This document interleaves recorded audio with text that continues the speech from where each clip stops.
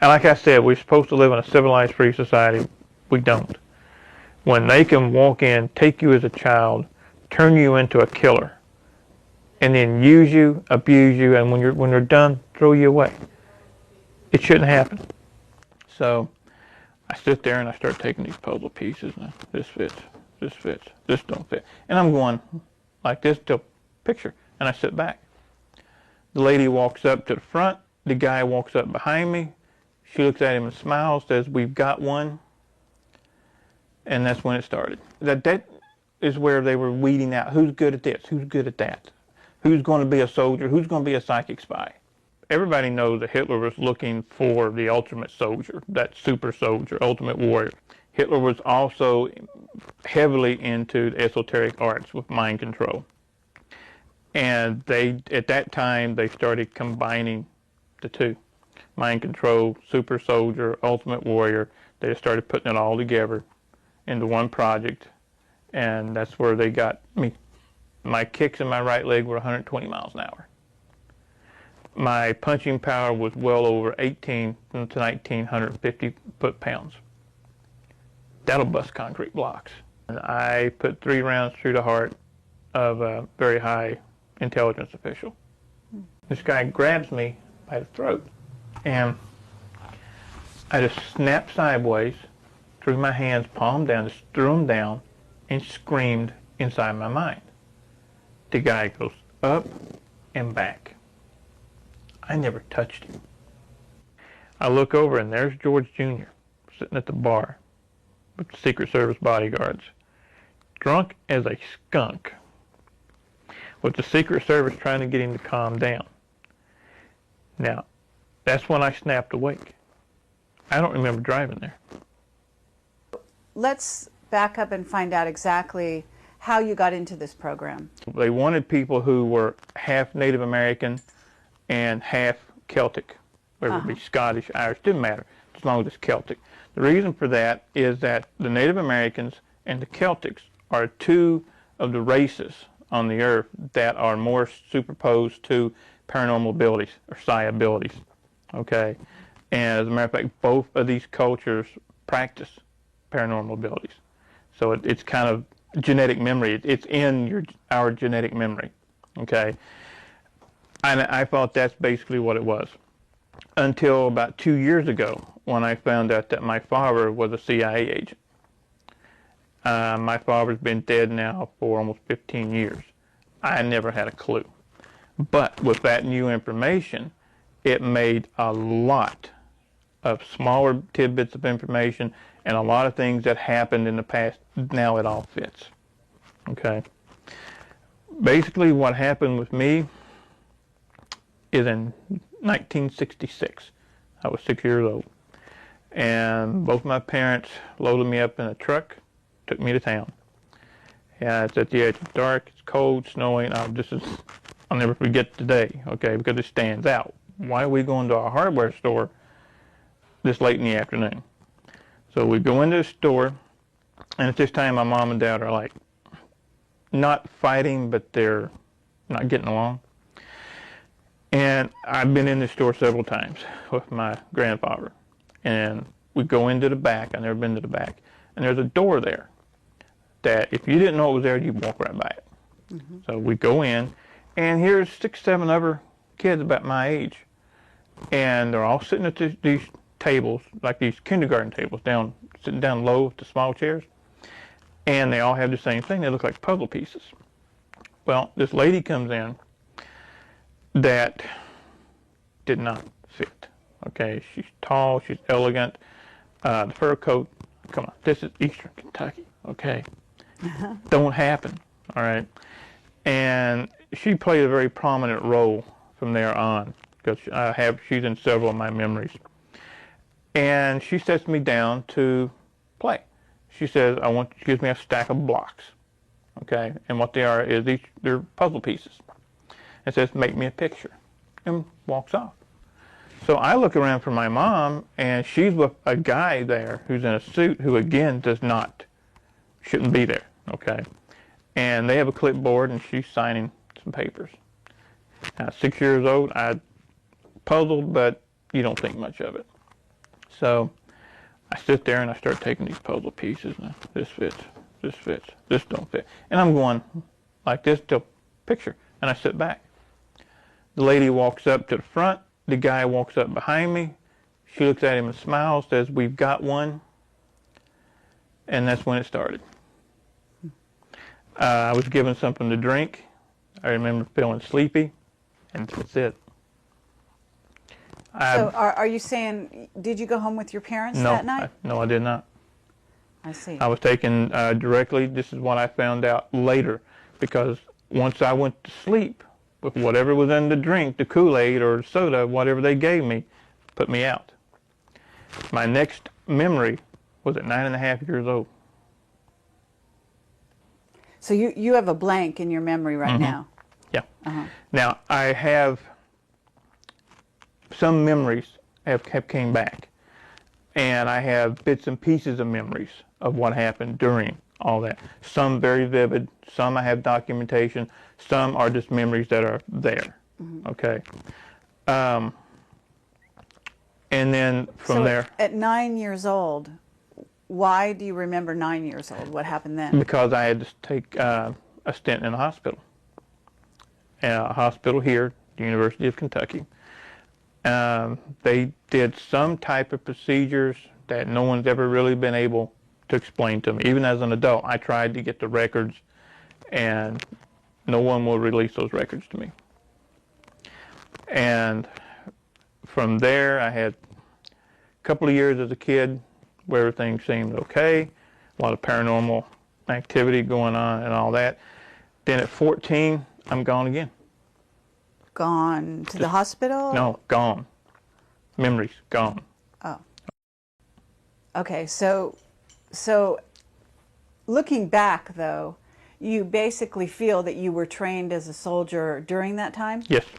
Could you describe some of the training to us? The easiest way to do that is to back up for 1 second. Sure.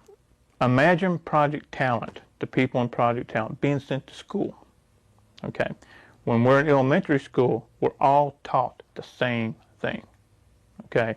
That's where the martial arts training was started. I have vivid memories of 15, 20 of us in a group with adults, and they trained us as adults. There was no kid gloves, okay? 6, 7 years old, 8 years old, you got your butt kicked off. I mean, they beat us tremendously, but we learned, okay? Once and the paranormal training started as well. Everybody, that is where they were weeding out who's good at this, who's good at that, who's going to be a soldier, who's going to be a psychic spy. You have at this time certain, like a black belt in karate or... Even after I continued on, I took classes on my own, started a couple of studios. I hold a 5th degree black now, legitimately a 5th degree black. In the real world, Right. so to speak. Right. Now, you also said something in an interview that I read that said something about having remembered when you started teaching karate. This is how you triggered some earlier memories of all this. Right. There was one incident in particular. I had a friend of mine who was an ex-Green Beret, and he wasn't a regular. He would come in and work out with me when he was home on leave or those kind of things. And we're sparring one night, and he's a big, rough, broad-boned guy, okay? He's going to go in a bar and wipe half of it out and everybody sweat. So we're sparring, and I did a technique that when he came up off the floor, he's angry, bumfuzzled, He's like, where did you learn that? And then it hit me. I don't have a clue. Where did I learn that?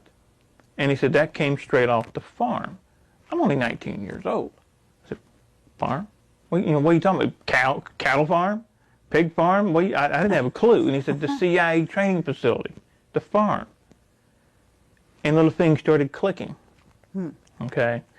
And when I really started to get memories back was about 8, 9 years ago when I had an automobile accident. And it ruptured 3 discs in my neck. And when they finally gave me the MRI, the electromagnetic resonance didn't mesh with the cranial implant. That you had gotten...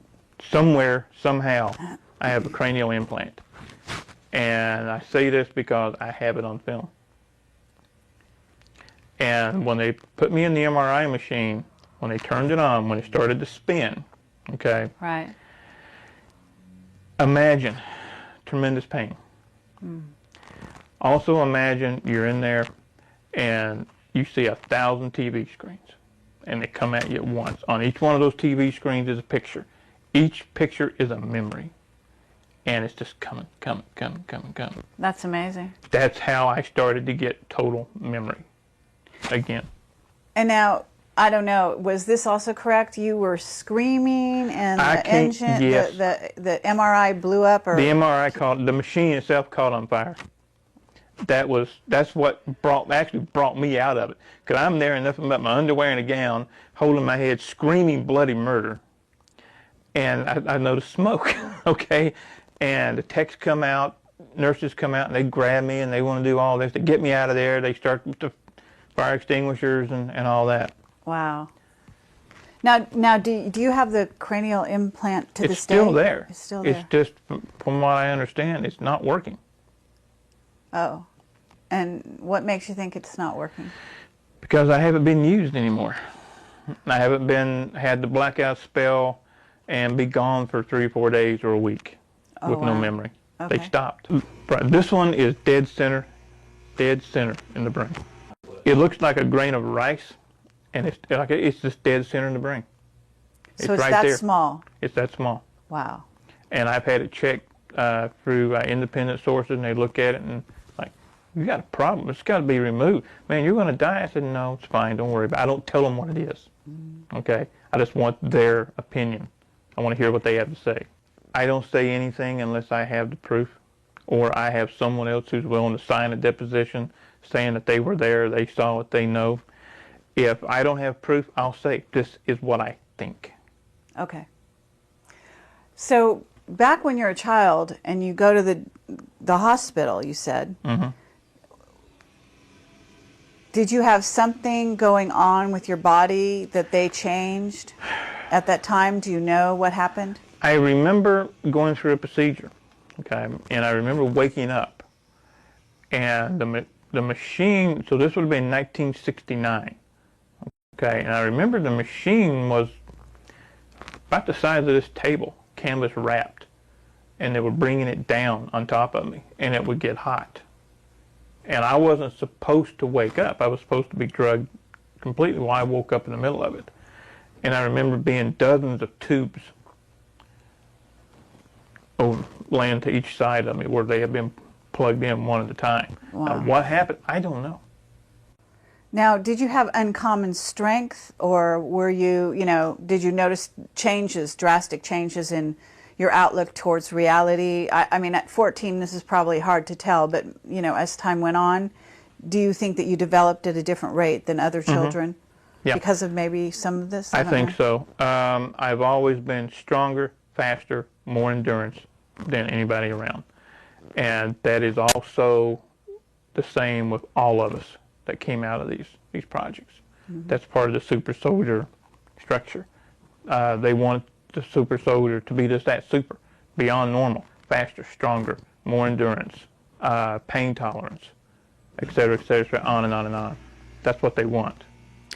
So can you tell us what abilities you have? But if at the peak of your performance, if you want to call it that, what do you think you were capable of? Physical ones, yeah. I've kept. The paranormal abilities, I have kept some. The main paranormal abilities come out when the alternate personality comes out. That's one of the things that they did to us. They gave us alternate personalities. So we were trained in the alternate personality. I have witnesses that have saw me bust heavy bags with one punch. You're not supposed to be able to do that. I was measured for punching power, speed, and everything at Burlington, Wisconsin, at a facility up there. It's no longer there. That did all the testing for the pro sports, for the football teams and all that. My punching power, at this time, my weight was 175 pounds. And when are we talking? How many years ago, or what year, if you, generally speaking? Let's see, 1984. Uh-huh. In the spring of 1984. Okay.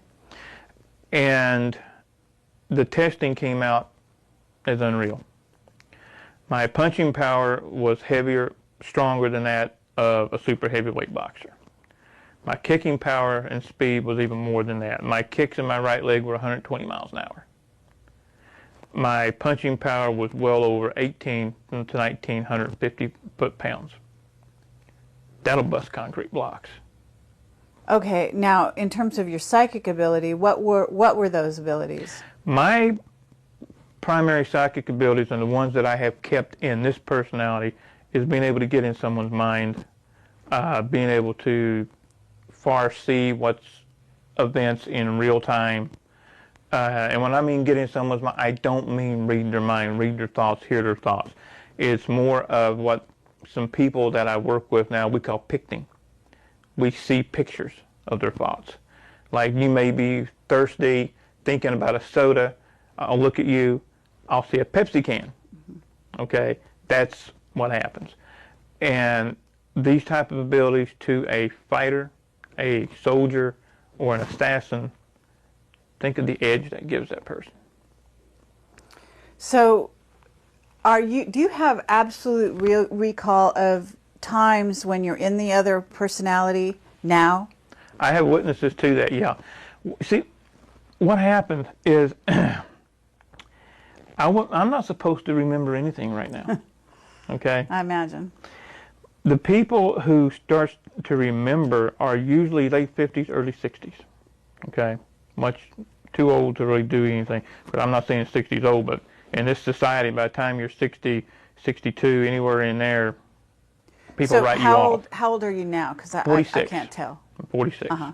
I know. No, everybody says you don't look 46. That's one of the other traits that we have. Mm-hmm. None of us look our age. Longevity. Yeah. Okay. Most of the people who when they start getting their memories back, when they get their memories back is when the personalities begin to mesh. They're no longer personality A, personality B anymore. They start going together. So when all these other memories start coming in, meshing with the other memories, they go nuts. Most people. So most of these people committed suicide. Okay. Okay.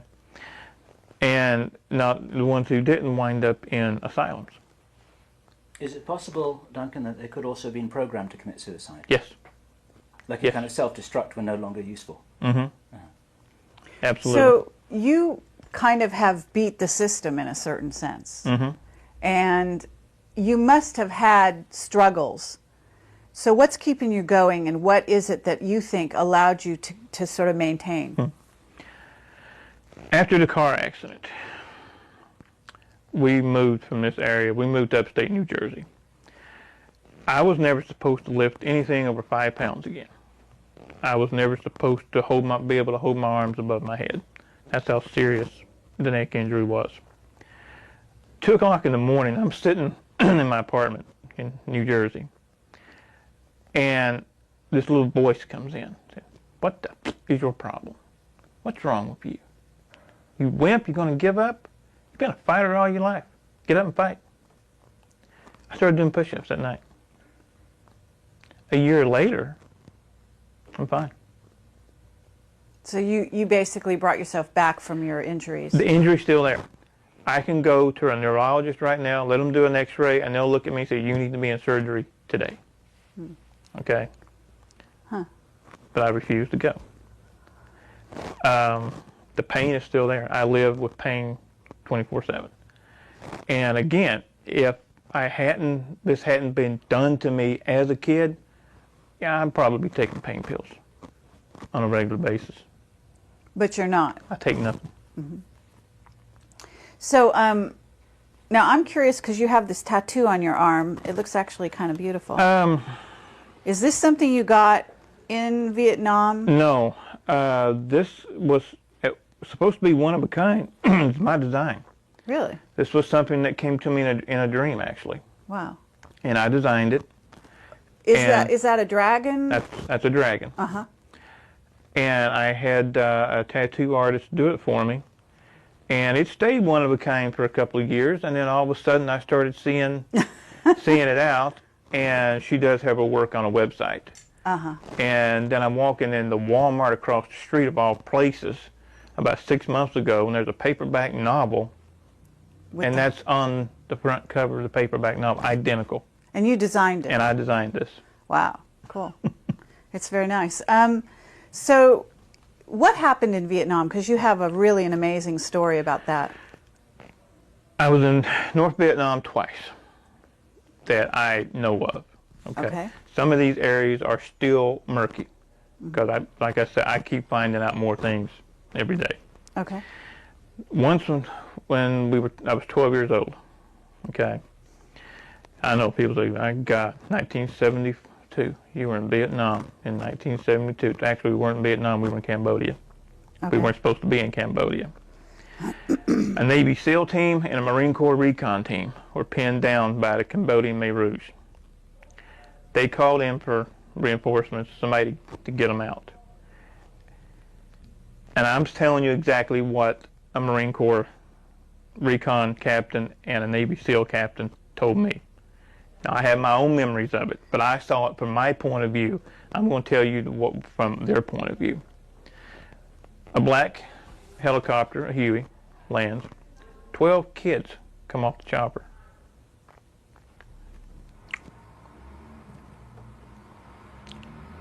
Yeah, there still are a couple of things. Take your time. We got all the time in the world, Yeah. and I can understand. Long story short,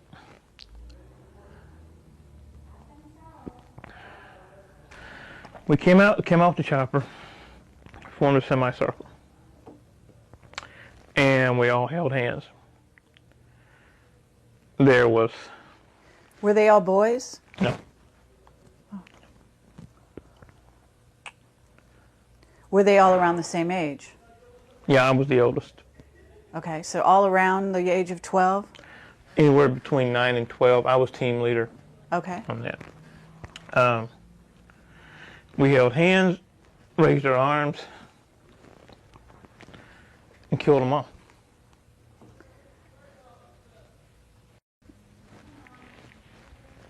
Who did you kill? Every Khmer Rouge soldier within 20 miles. How is it that your powers were able to target the other side and not? I wasn't the trying to think of the phrase. I was like the lead battery, but I wasn't the one who did the Who targeting. aimed. So you didn't actually aim your power. You guys were the power. Someone else did the aiming. Was it the kids that did the aiming or someone else completely? One of the other kids. Oh, yeah. Okay. Now, did you know the other kids? Mm-hmm. At the time you knew the kids? I know one right now. Do you? Okay. Now, is this person willing to come forward or not? Not this one, no. Are they even aware that they're one of them? Mm-hmm. Are they? Yeah. Wow. Okay. Well, I mean, we really appreciate that you're sharing this with us because this is obviously a huge thing, and people never like to talk about the sort of negative side of the powers of the mind, but obviously this is one of the applications, and there's no reason to hide it. It's not that. It's funny. I've done a lot of things that were not of my doing, not of my making. Mm-hmm. Some of them bring out an emotional response. Some don't. Some are kind of like, so what? And some I have no control. And I go through this little emotional, and then I'm okay, and then I'm fine with it. Sure. You know, it's like, I can't cry on command. Believe me, I've tried. Okay. But the way it was explained to me, it makes perfect sense. 12 kids. Imagine 12 batteries. You have one battery, you might get okay, nothing. Add 2, you get a jolt. Add 3, you get a burn. Add 12, you get electrocuted. That's basically what we did.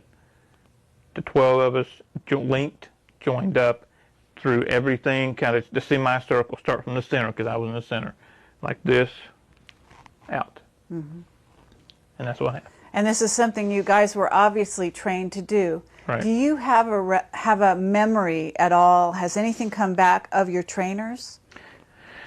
Remember the lady in the hardware store? Yeah, she figured very prominently when I was young. The next memory I have of her is in a lab coat. And I'm in this house. It's been described to me as the mansion. And I have my couple of ideas where this place is or was, but I have no proof. Okay.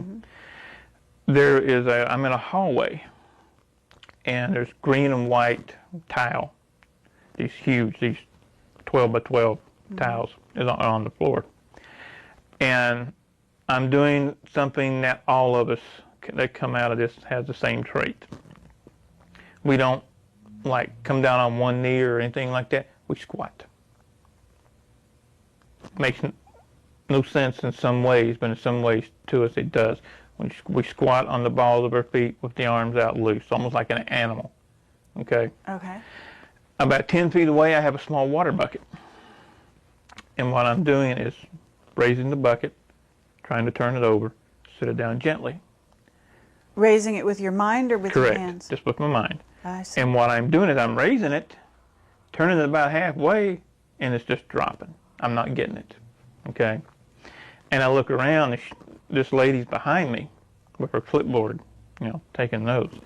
And I tried to get a response. I looked at her trying to be nice. I said, I've almost got it, I've almost got it.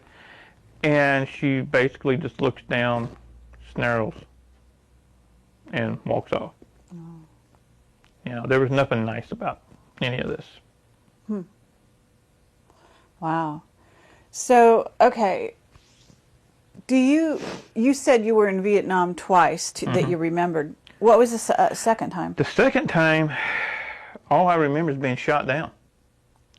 We were taking off in a Black Hawk. No, I'm sorry, not a Black Hawk. That was that's another incident in a Huey, and we got about 10 feet off the ground, and took some anti-aircraft fire, and we went down. And this Navy SEAL captain, who we've talked about, is the one that pulled me out of the chopper. Oh, so this is the guy, the witness that you say is also witness to the Vietnam incident that you told us, Right. with the kids. Correct.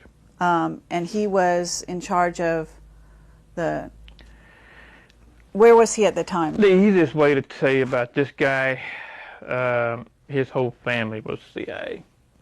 Okay. He was one of the most decorated and had one of the best kill records in Vietnam. His abilities as a sniper were unparalleled. And then at the same time, he was also a sailboat captain, because he pulled, I think, 5 or 7 tours in Vietnam. So, but he wasn't messed with the way you were, I'm assuming. He does have some memory gaps, yes, Okay. but not to the extent that I have or some of the other. And how did you guys hook up? When I started getting my memories back, I started looking for him. Because you knew who he was? I mean, you now you remembered from the age of 12 who he was? Yeah. I remembered his face, and I knew, being what he was, he's going to only be in certain circles. So I started frequenting those circles. And I finally found him, and we sat down at dinner at a casino, and started trading stories, and that's history. Wow. That's great. Is he willing to come forward on record? He is, yes. Would you introduce us? Yes, Thank you. absolutely. Okay, so can you tell us a little bit more? I mean, I'm going to imagine you were a remote viewer. Am I right? Not one of the best, but yeah. Okay. So you were physically trained, you were mentally very astute. What was your title? Were you, in other words, you said some were psychic spies, some were warriors? Correct. My problem, and I've been told this by some very strong size, is my problem is that I fight the psychic abilities. I don't just let them flow. I fight them for whatever reason. I block them myself. Mm-hmm. I went, as I graduated through Project Talent, I said it was a school, moving on. At what age was this, would you say? This would have been mid to late teens. Okay. I was turned into a soldier with psi abilities. Mm-hmm. Like I said, I wasn't one of those that was put into the pitch black room and could tell you what a politician 4,000 miles away was having for breakfast. Okay, I wasn't one of those. Okay. I know some people who were. Sure. But I wasn't. Now, did you know Joseph McMonigal in that? That name does ring a group? bell. Uh-huh. I've been asked that before. I just can't say for sure. Okay. So where were you based, do you think? I mean, you weren't based in Kentucky. No. I have memories of being in several different training facilities. I do know I spent 3 years on St. Thomas, on the island of St. Thomas in the Virgin Islands. Hmm. And that was verified to me about 3 years ago. Okay. I'm going around seeing people, and they're looking at me saying, I haven't seen you since you were a kid. I guess what I'm trying to get at is, once you were trained, you were sort of ready to go. So where did they use you? Do you have any idea? Were you in war? After Nam, I do have some vivid memories of a couple of assassinations that were carried out. I have memories of being on military bases. And I had it verified that I was at Norfolk Station, Norfolk, Virginia, by a radar man who was stationed there when I was with a team. And he contacted me because he saw my picture. Hmm. And so he told me, what happened during this time is that he told me things as fact that happened that I thought were just dreams/memories. And he's telling me this without me telling him anything. Were you an assassin? Yeah. Okay. Yeah, I was. And I don't know, how did you assassinate people, and what kind of people would you be assassinating? Do you have any idea? I mean, were they people in wartime? Were they Americans? Some, yeah. Uh-huh. One that I remember, and I think I remember it so vividly, is because it was the last one. The last time I ever did anything for the government was in D.C. And I put 3 rounds through the heart of a very high intelligence official. Now, do you have conscious memory of this? Or? Of this one, I do, yes. Okay. I never knew the name. I was given a photo, a target, habits, do the job. That's it. And do you remember any operations taking place in other countries? France. In France? Mm-hmm. That's interesting. What the vivid memory is that I have, and I also was shown a photograph of me sitting at a little cafe from the Eiffel Tower. Okay? Mm-hmm. I have no knowledge at that time of being in France. But the guy showed me the pictures of 8x10 black and white, and there I am, drinking something out of a cup with steam, and there's the Eiffel Tower in the background. Wow. And I remember doing a job, but I don't remember what it was about. A decoy was sent in, and what the lady was to do was to get the guy to come out of the bar, hopefully not exactly in his right mind, inebriated if possible. And my job was to snatch, grab, get the information, and then terminate. And I remember doing the snatch and the grab, and then the memory fades from there. Uh-huh. So you must see movies, right? No, I don't. Oh, you don't go to I movies? can't. Okay, because I I was can't. wondering if maybe, you know, there's a lot of violence in movies, a lot of scenes of that kind of thing, and I was wondering if those might trigger some of your memories. They do. Violence per se does nothing. I love wrestling. Okay. As a matter of fact, I used to incorporate professional wrestling techniques into my teaching when I was an instructor.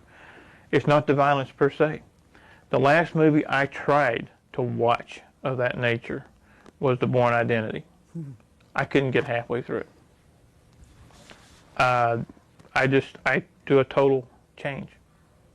Okay, you see your personality does a change? My personality changes. God help whoever I'm watching a movie with. And I'll just get up and walk away. Sci-fi movies don't bother me. But anything concerning government black operations, CIA, NSA, covert killings, I can't do it. Do you have any remembrance of other planets? I know this sounds a little out there, but I have No, heard of actually some not. soldiers. Actually not. There is one thing that a couple of us share, and that is a deep fear and dread of the planet Mars. Bring up the planet Mars to us, and it's just like watching one of those movies. I was just about to do that. So, yeah, Mars specifically. There is something about Mars that changes our entire attitude at that time. I know one person who point blank says they better leave Mars alone. Leave it alone. Meaning, leave it alone. Don't talk about it, or meaning don't go there. Don't go. That they're waking something up on Mars. Mm-hmm. Now you're still a psychic when Sure. you say okay. So you must have some thoughts or associations with Mars. Are you willing to talk about that? I mean, because I know that you said that you develop headaches sometimes after these talks. Mm-hmm. You know, where you reveal and kind of go back in your own mind as to your history. I'm having a good one right now. Headaches are part of the conditioning. Sure. Okay, it's a headache, but it's a fake headache. It's a programmed headache. I'd like to know if you see special machinery. Yes, Okay. It's underground. Uh-huh. And have you seen any certain kind of beings there? Yes, they're in stasis. It's like a kind of artificially induced hibernation. Thank you. And is that, it's not humans that are in that state? No. It's the beings. And they're very tall. They have long features. Do they look like the Egyptian Quite believers? a bit. Okay. Quite a bit. Talk a lot about anger in the recent interview that I saw that you've got, I guess, on your site. Yeah. And can you tell us a little about that? Can you describe the anger, how you deal with it? There was, at one time, it was pure rage.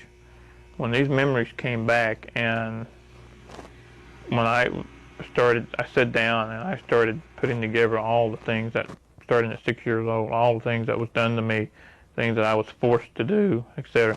It was pure rage. You know, my first impulse was to go to D.C. and just go nuts, okay? Well, as the old saying goes, I'm crazy but not stupid, okay? And as a fighter, I was trained, channel your anger. Don't let your anger channel you. Mm-hmm. And that's what I started doing. So I took, instead of just being so mad I can't do anything, I turned that anger to being so mad I want to do something. And I've stayed that way. So is that why you started writing books? No, actually I started writing as just kind of my own therapy, just to get it out. Mm-hmm. And I had never written anything. And somebody read some of it and said, this is pretty good, you need to keep it up. And so I did. And now you've got a book coming out, isn't that right? Yeah, Deadly Awakening.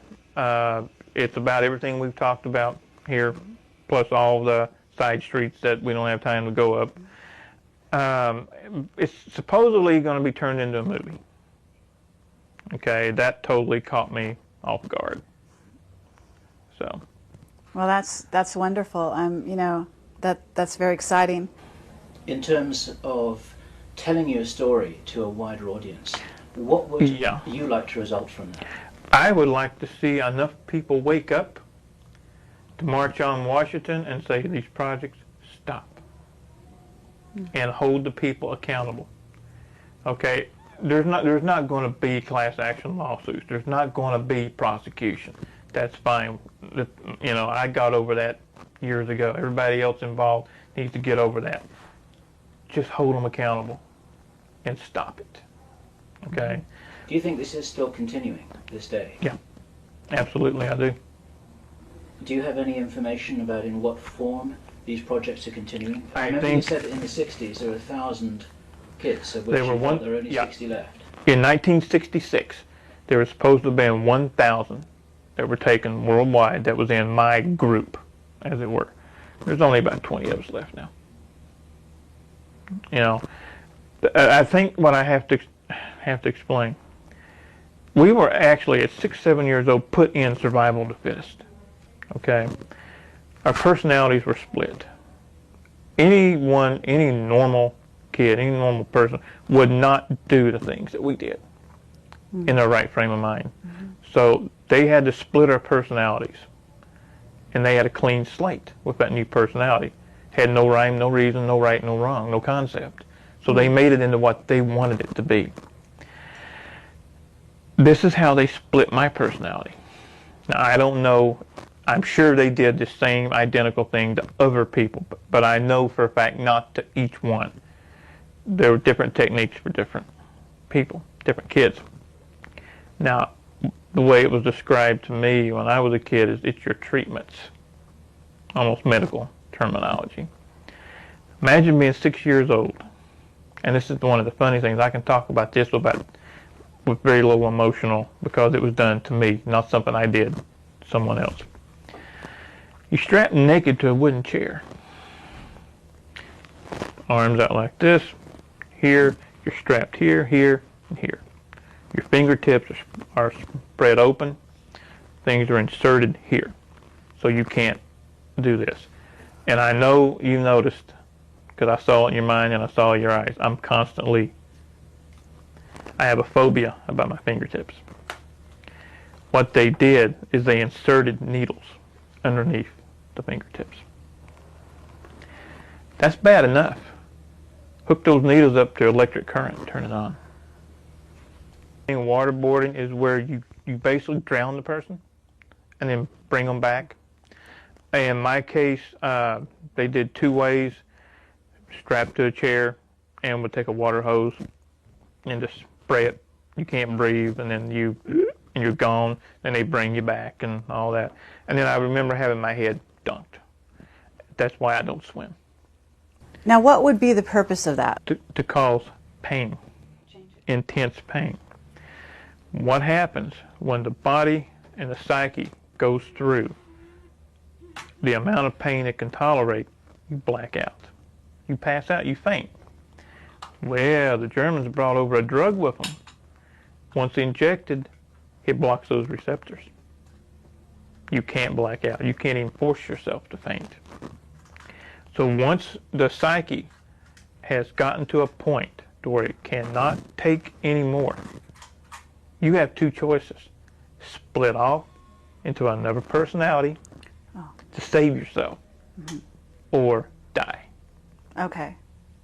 Okay, I understand. When the pain becomes too much, the way you're able to survive and stay together mentally is actually to go someplace else. Exactly. And you go so far someplace else that you're actually in another, you creating another you part of create, you. exactly, you create a total separate individual to where they can pull out that alternate personality.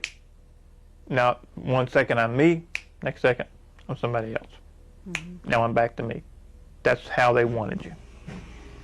Have you seen Manchurian Candidate? No. You never saw that? No. Okay. Well, if I refer to that movie, I don't know if you know what I mean, but I know what Manchurian Candidate is. you Yeah. know what it's about. Okay. Is it possible that you could be activated by a phone call, say? The last time that I did a job, that's what it was. I got a phone call in the middle of the night. Can I be activated now? I do not think so. They burnt the chip out. Okay. Do you think it's a tone? Do you think it's words? I mean, do you have any idea what it is? I think it it's music? a combination, and I think it's more than one.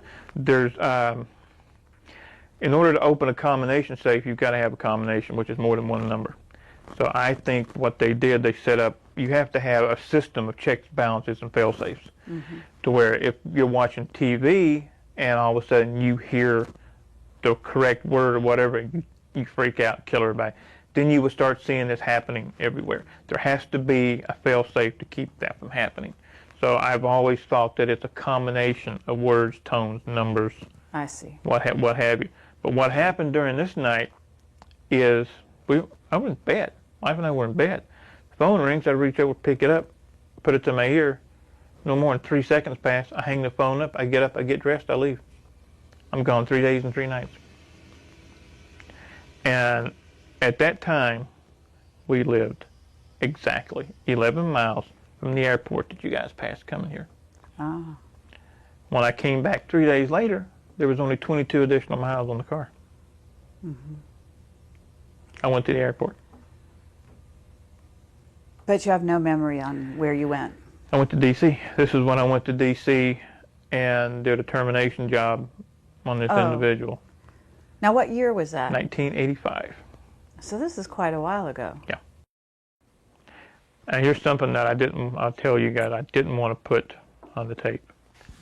I'm sitting in a Mexican restaurant, very nice 2-story Mexican restaurant, and I hear somebody laughing. This was before the president now was the governor of Texas. I look over and there's George Jr. sitting at the bar with the Secret Service bodyguards, drunk as a skunk, with the Secret Service trying to get him to calm down. Now, that's when I snapped awake. I don't remember driving there. And I'm looking around and where the hell am I at? But yet there he is. I had one impulse. Kill him. Terminate him. And I had a gun in my pocket. And for whatever reason, I fought the impulse down, and I didn't kill him. In other words, you remember who he is now, but you didn't know who he was at when that you were time, there? I didn't have a clue He who was just some guy who was getting drunk with Secret Right. Service around him. Exactly. I did not have a clue who he was. And then I'm sitting there watching the news sometime later when the governor of Texas has announced his bid to run for the presidency, and I look at him, I'm like, holy. Oh, this was before he became president? Yes. I got it. Years before. So in that context, maybe it makes even more sense. And it's even scarier. What about underground bases? Do you think you've ever been in an underground base? I know where one is, right here in the state. When I was in my mostly late teens, okay, that I remember, the farmhouse that we lived on was situated in a valley. And there were old logging roads that went all the way around the valley. I had a good 5-mile run up and down the mountains on a good graded road. There was also some worked out strip mines over to the southeast of there. Well, one day I'm running out through there and I decide to drop down the hill and go over and look around. As soon as I do, I can feel the vibrations in the ground. And I drop down and I put my ear to the ground the way my grandfather, taught me how to do. And I get up and this little voice says, "Get the hell out of here." As I'm running back up the hill, a chopper lands. Wow. I didn't go back anymore. But a couple of days later, 2 things happened at once. Okay, my father had a friend. His name was Paul Preston. Paul Preston was somebody, and still is somebody, that I would terminate with extreme prejudice. I don't care to say that. When I was 14, we were getting ready to work the field. We had a cash farm, and I was working on a tractor. We lived about a mile up a dirt road, off the main road, and I can sense a vehicle coming before it's halfway up. I stop and I look out, okay, and I see this grayish silver van coming up into the driveway. It's brand new. Has a UHF antenna on top. I've never seen anything like this. Again, this is Kentucky in the mid-70s. Nobody had that kind of money. This was before the coal boom, before the energy crisis, before people made 20 bucks an hour. You know, people were lucky to make minimum wage, okay? And this guy gets out of this van, and I noticed it has Texas tags. I had heard my dad talk about this guy. They were childhood friends. And then this was confirmed to me later on that they were in the CIA together, that Paul Preston was actually station chief in more than one area. But he gets out of the van, just calls me by name. I never met the guy before to my knowledge. And in that instant, I had two thoughts. One was run, because this guy's bad news, this guy's dangerous, run. The other was take him out, kill him before he kills you. Okay? I'm only 14 years old. Wow. Yeah, my hair was longer then than it is now. And my dad comes down from the house. And they do the handshake, slap on the back, huggy, all this kind of stuff. Well, Mr. Preston looks at my dad, gets real serious, says, we got to go talk. Now, my dad changes. His demeanor changes. So they go away for about 20 minutes. And all this time, you know, I got the tool chest. I'm getting the tractor going, you know, spring plow, you know, all that kind of stuff. 20, 30 minutes later, Paul Preston comes back down from the house. He ain't talking to me then. He's in a real bad mood. Gets in the van, leaves. I barely saw my dad the rest of that day, because this is early morning because it's still cool. You know, didn't want to be around him the rest of the day. Okay, he was one ticked off Irishman. Well, that night, okay, my mom had a habit of sitting on the front porch at night. And I slept upstairs. She came in that night about 10, 11 o'clock, screaming for my dad that there's something over top of the house.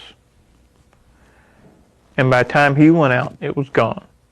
And I could hear the whole conversation. She said it was bigger than the house, was round, had lights all the way around it. I didn't know anything about UFOs. I knew nothing about that. I knew farming. I knew martial arts. You know, I knew how to fight. I knew how to hunt, how to track, etc., etc. I knew nothing about anything like that. So the next night, this happens again. The third day, something happens to me. Okay. All the time I work and I train. I work and I train. So I'm going 12 hours a day every day. I worked out even harder than I had ever done before. And I think the reason being is to go to bed early, because that's exactly what I did. I went to bed early. That night,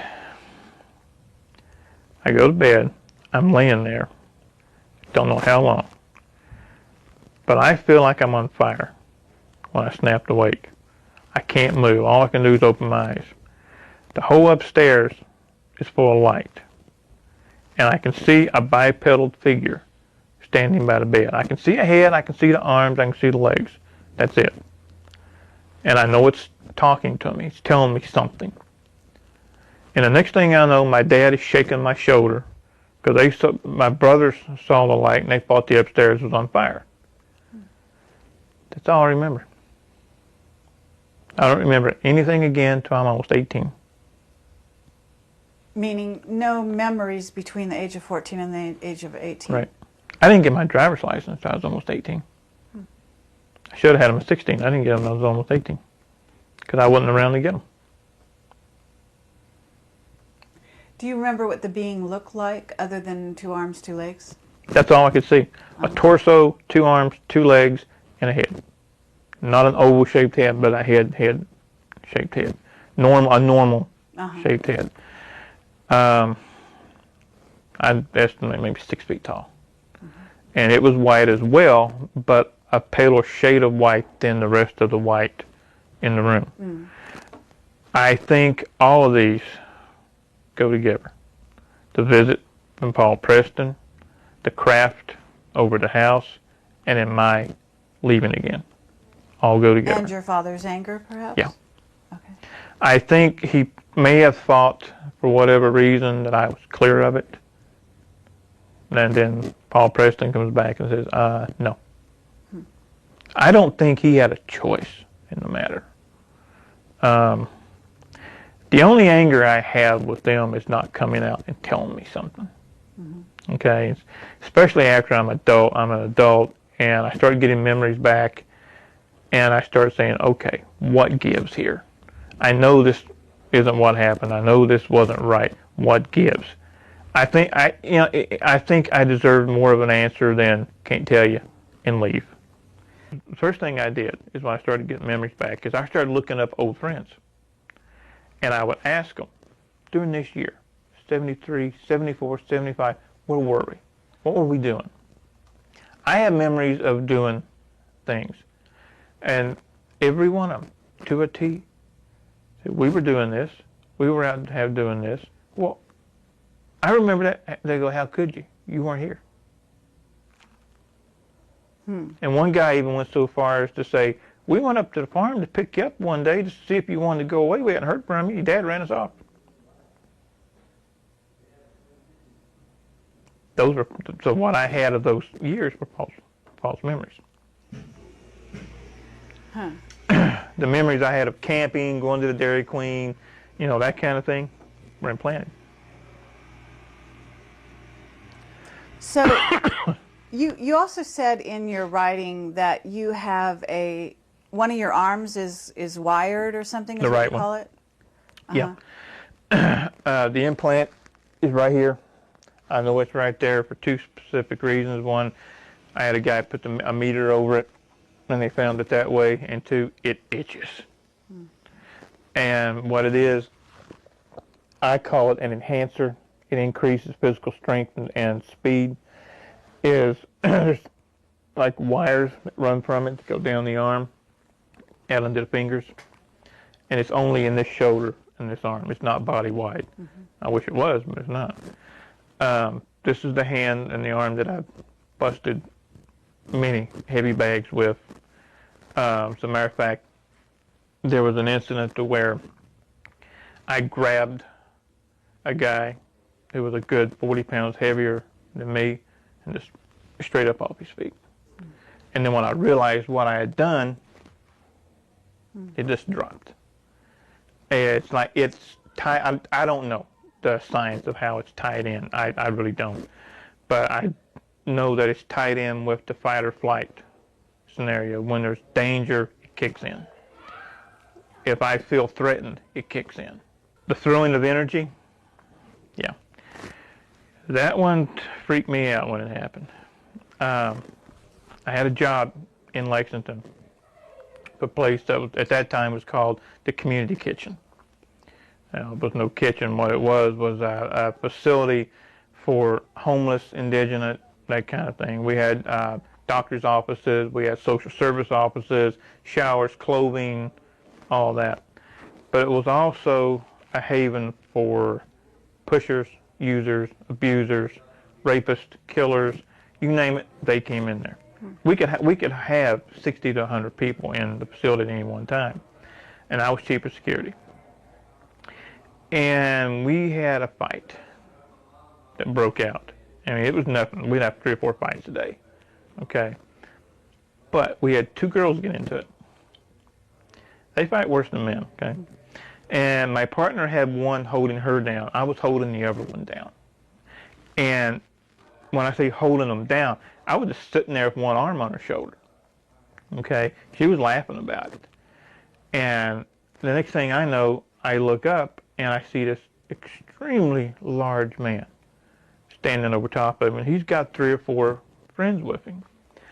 And he's giving this routine. I'm giving you the count of whatever to get off of her. I'm going to do this. Well, I snapped. I'm on the ground. I look up. I see I'm outnumbered, outgunned. I changed. Normally, I would have rolled out of the way, got up, started cussing him right back at him, threw him out the door. No. I stood up and hit him. And the witnesses there said I didn't just hit him once. I hit him 12 times in a matter of a second. It broke his neck. His neck was as big as my legs. And it just snapped his neck. Well, when that happened, the whole facility went berserk. It just went, half of them were coming at me and my partner, and the other half was using it as an excuse to get whoever they didn't like. Mm-hmm. And it's during these times that something happens that I can't explain. It's like I step outside of space and time. Everything turns black and white. Everything goes slow motion. It's like I've got all the time in the world to go from point A to point B because this guy ain't moving. Okay, and it's like I'm just walking through, bam, bam, bam, guys going down, and then I'm grabbed. This guy grabs me by the throat, and I just snapped sideways, threw my hands palm down, just threw them down, and screamed inside my mind. The guy goes up and back. I never touched him. And when that happened, that ended the entire fight. Because I'm standing there, and I'm looking around, and I'm suddenly aware that everybody's staring at me. And somewhere during this time, the cops have been called. So here come the cops, here come the ambulances, the paramedics. And I talked to one of the cops, give the report. Half of them are taken to the hospital, the other half are barred out, some are taken to jail. And I went to the nearest bar I could find. And I sat there because I didn't know what to do. I knew something had happened. I knew it was real because people were coming up to me, what did you do? How did you do that? And I'm like, I don't have an answer for you. I don't know. What year was this that this happened?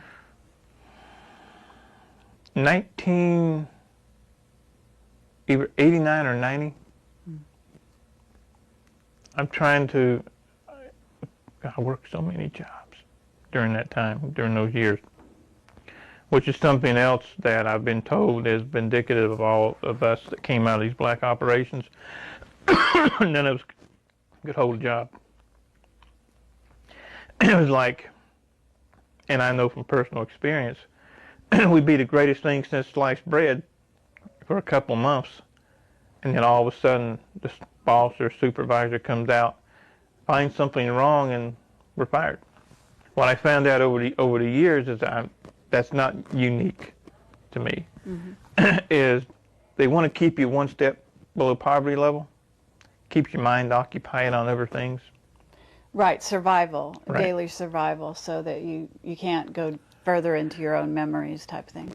And there's also another reason for that, and I've been told this by more than one person. Who listens to somebody who's broke? Sure. But everybody listens to someone who's wealthy. Yeah. And I think those two go together to make that. There was an incident which you also reported that you described as a kind of personal teleportation incident, where you went through a wall and you had a witness. Yes, absolutely. What do you recall about that? I get freaked out every time I think about that one. It was at a house in Oklahoma, and I was helping a friend of mine move. And I was in the one bedroom, and she was in the kitchen. For me to get from the bed to the front door would have entailed going down, cutting across, down, cutting across, very winding way. Well, as I said, she was in the kitchen, straight line, kitchen, living room, front door. No door in between, no wall in between. Well, she was reading and doing her own thing in the kitchen, and I'm sound asleep. And her youngest son gets up screaming and goes to the front door trying to get out. This is 2, 3 o'clock in the morning. She jumps up, starts to run to get him. I hear the scream, and I remember raising up on one shoulder, in the mind, seeing the kid, reaching toward the door, and I'm at the door. She said that I came through the wall in front of her, and all she could do was just stop and say, "Whoa." And I think, whatever I did, if I had froze inside that wall, that would have been fun. My grandfather, my mom's mom, was a full-blood Cherokee, and he gave me the name of Gray Feather. Gray Feather? Yeah. And I asked him once, I said, Pops, what does Gray Feather mean? And he said, "You're a tween man." And he had an accent, and I said, "What?" He said, "You walk between worlds." And this is before I knew anything about anything. I saw 9/11 2 weeks before it happened. I put it up on some bulletin boards on the net, was laughed at. I lived in Delaware at that time, right on the eastern shore, walking distance to the beach. I had a trip planned to Boston. A couple of days before the trip, because we were going to drive it, I get a phone call. And it's the metallic, digitized voice. It says, "Postpone your trip." 2-day window, plus or minus 1 day, wherever, here, or here. It's going to be something big happen in New York.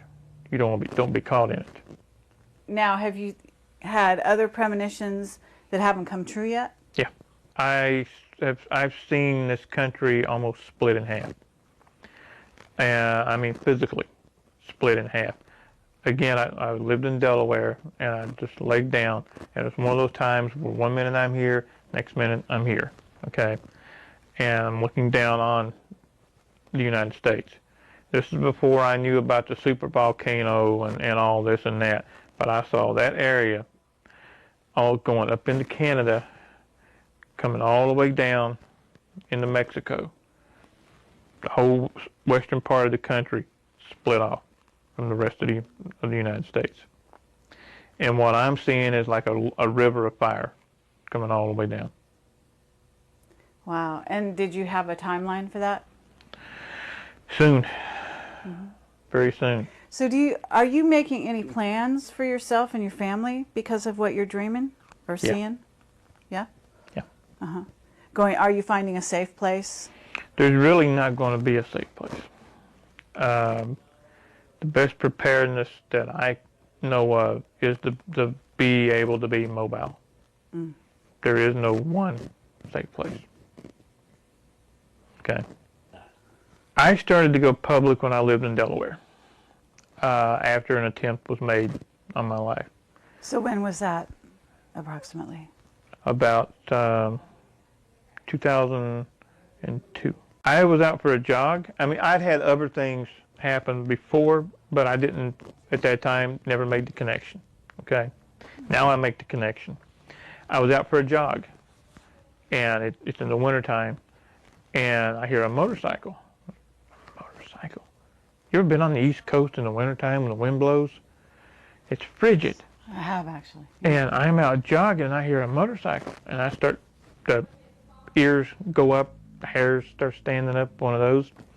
So I go from a hard run just to a light jog, and I see the motorcycle. Solid black. No insignia, just solid black. 2 riders dressed in black. Black OPEC face mask. I'm going this way, they're coming this way.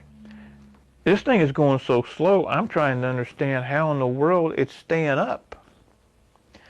And as it comes up to me, I'm running scenarios. Okay, I'm wearing ankle weights and wrist weights. Like, okay, I'm waiting to see a gun. So I'm thinking, this was coming off, this is going to throw, forward row, kick the back wheel, try to get an advantage. Just all this is playing out in my mind. The guy does open his coat, puts his hand in his coat. This is the rider. All I see are two fingers. Points them at me and goes like this and goes back. And I'm thinking, okay, this is just a warning, okay? And they slowly go on down the road, going towards Route 1 to go north. I didn't make it 10 steps. I had puke, bile, everything. I had to crawl home. I was sick for 3 days. I finally got to the doctor and said I had some kind of unknown viral infection. He did shoot me, just not with a gun. I think half the people who hear what I have to say look at it and say, what a lying stack of dung. This is so much BS. There is no way any of this could happen, etc., etc., etc. Well, I'll give a response that I gave a guy on a radio show one night. I wish that were true. I'd love to be able to take a pill every day and have a nice life. But I can't, because it did happen. And I don't have the whole story myself.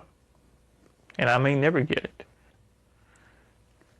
What happened to me, you know, and I know, I told about how they split the personality. That's just the tip of the iceberg, okay? I remember the beatings, to being thrown naked into a refrigerator room because I couldn't get something right. You know, this went on, and not just to me, but to all of us that were in this particular group. And this stuff shouldn't happen. You know, we consider ourselves a civilized, free society. There's nothing civilized about this. There's nothing free about this. There is strength in numbers. I would like to see, I mean, come on. You can have a 1 million man march on Washington put together by somebody that the government laughed at. Why couldn't we do the same thing? This stuff has got to stop. You know, people, and like I said, we're supposed to live in a civilized, free society. We don't. When they can walk in, take you as a child, turn you into a killer, and then use you, abuse you, and when they're done, throw you away. It shouldn't happen. And you asked earlier, what is the one thing that I would like to see come of this and any subsequent movies, videos, whatever? I want to sit in a chair just like this in Washington, D.C., in front of the full Senate and demand answers. I'd do it in a heartbeat. I ain't shy.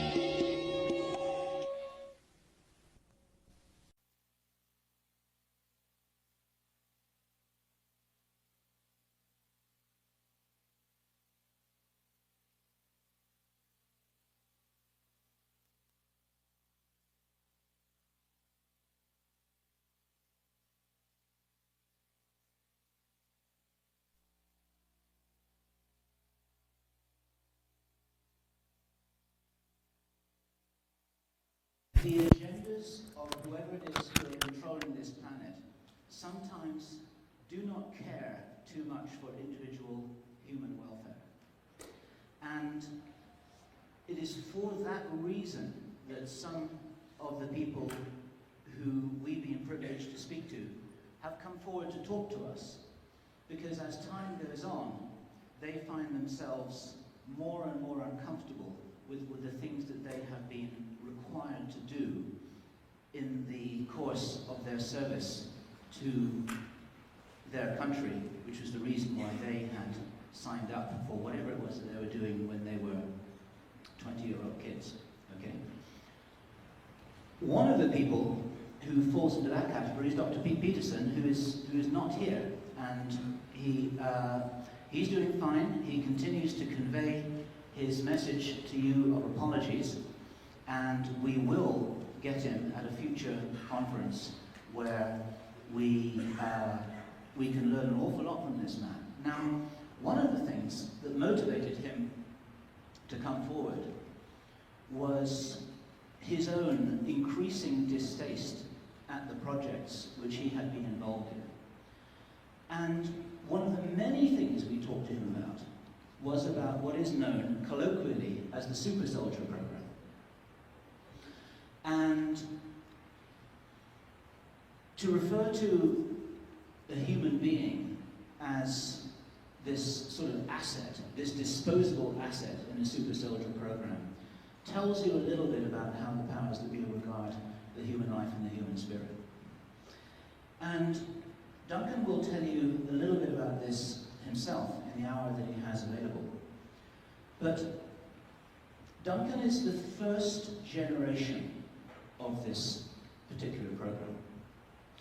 And off record, we talked to Dr. Pete Peterson, and I've got to be a little careful about this, but he talked about Duncan Athenian being the first generation of this program. And when we mean the first generation, we're not talking about fathers and sons, we're talking about leaps in technology. Like the first generation aircraft was the Wright brothers. The second generation aircraft was a Second World War early fighter jet. The third generation aircraft is the B-2 bomber. The fourth generation aircraft are the things that officially do not exist and which fly off in the secret space program. The Super Soldier Program is now in its fourth generation, and we were told some details about this. At least. And I'm still trying to. At least. I'm just reporting. Kerry said at least. That may be true. No, it's just that we don't know what generation for sure, because we don't know, they haven't let on. I'm just reporting what Dr. Peterson told us. The part was called Project Talent. But go ahead. Yeah. And so...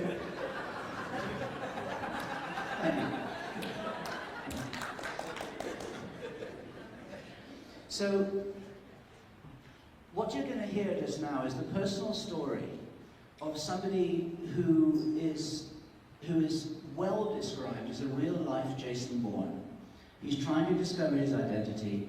He's trying to figure out who did this to him and why, and what happened, and what memories he still has to recover in the past that are still blank.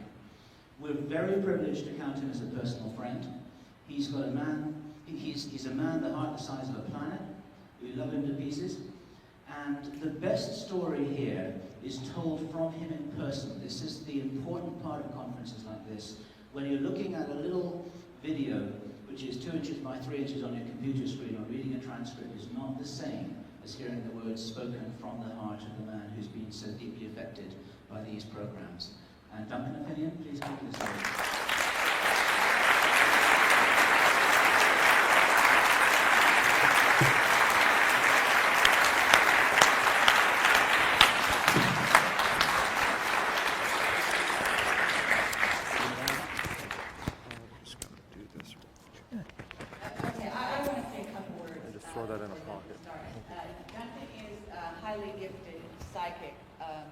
Other things. And I do want to say that when Bill was talking about first generation and so on, actually what we're talking about, the logical progression of that becomes robots. Okay. Becomes things like the Terminator, becomes things like human beings that are combined with machines who have limbs that have been enhanced, and I'm sure that Duncan can clarify this for you. But that's where we're going with this. So I just wanted to be a little more specific, not quite so general, so that you understood where we're going with this.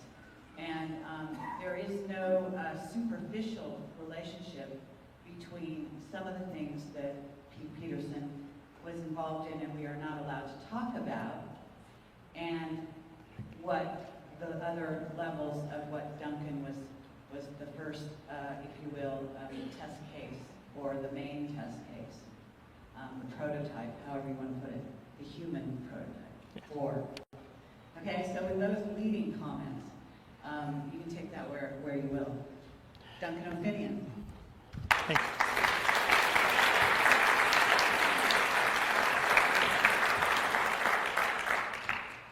Well, I did not expect this. Thank everybody for showing up this morning, especially Bill and Carrie and Project Camelot for letting me do this. I have no clue before I talk what I'm going to say. I just walk up and let it come out. I'll start with, as Bill was alluding to, the generations of this project. He is correct. This is basically the fourth generation that we're in now. I was first generation 1960s.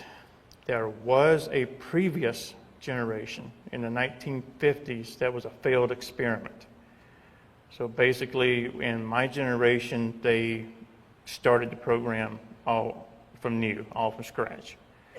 And we're right now, if my information is correct, in the fourth generation. What I'd like to do tonight, or this morning, I'm still on East Coast time, I don't know what time it is. I'm going to try something different. I'm going to try to stay away for the first 20 minutes or so from any scientific standpoint. What I'd like everyone to do is just take a couple of deep breaths, exhale it slowly, relax yourself. I'm going to try a little experiment of my own and see how it goes. We're going to tell a little story. The story starts in the winter of 1966.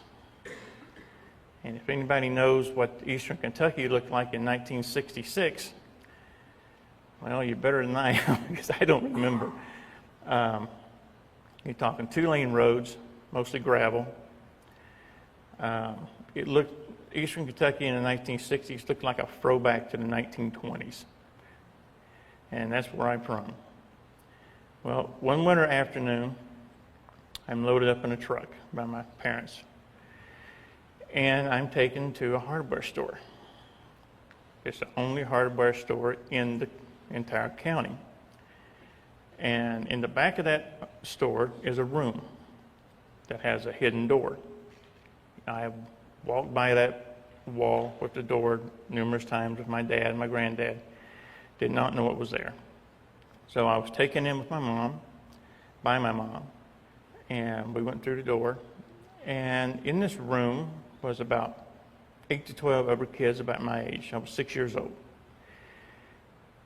And they're all sitting at these little low kindergarten type tables. And they all have puzzles. And they're trying to put the puzzles together. Now, walking around the room is a lady of European descent with an extremely heavy accent. And she comes over to me and helps me take my jacket off and sits me down and asks me if I'd like to play. 6 years old. Of course I want to play. She gives me some puzzle pieces and says, make a picture out of the pieces. Well, for years, since I started to regain all my memories, we had thought that the test itself was making the correct picture with the puzzle pieces. We don't believe that's so now. What we think it was now was the lady's name was Helga. She was a transmitter. Can you talk just a little bit louder for us? Because if you hold the microphone, Okay. just a little bit closer. She's a good friend of mine. I'm allowed.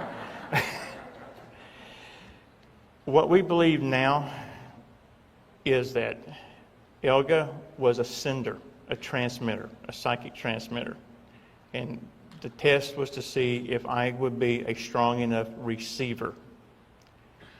Because as the project transgressed through the years, we were mated up with another, one being the transmitter, one being the receiver, one being the spotter, one being the shooter. And that's how we wound up being 2 and 3-person teams, sometimes 5. Okay? But we were always together, the psychic, the soldier. Now, I'm just going to jump around a little bit because I have an hour, and I'm going to assume most of you have seen the interview at one time or another. Okay. Project Talent. The easiest way to explain what Project Talent was, it's basically, or was basically, the taking of other people's talents and using it for their own purposes. Each one of us taken into this project had a specific talent, which the government took, trained, increased, enhanced, and exploited. We were never supposed to regain our memories, but some of us have. In 1966, in the group that I was in, there was 1,000 of us. There's less than 20 today. Half didn't survive. Now,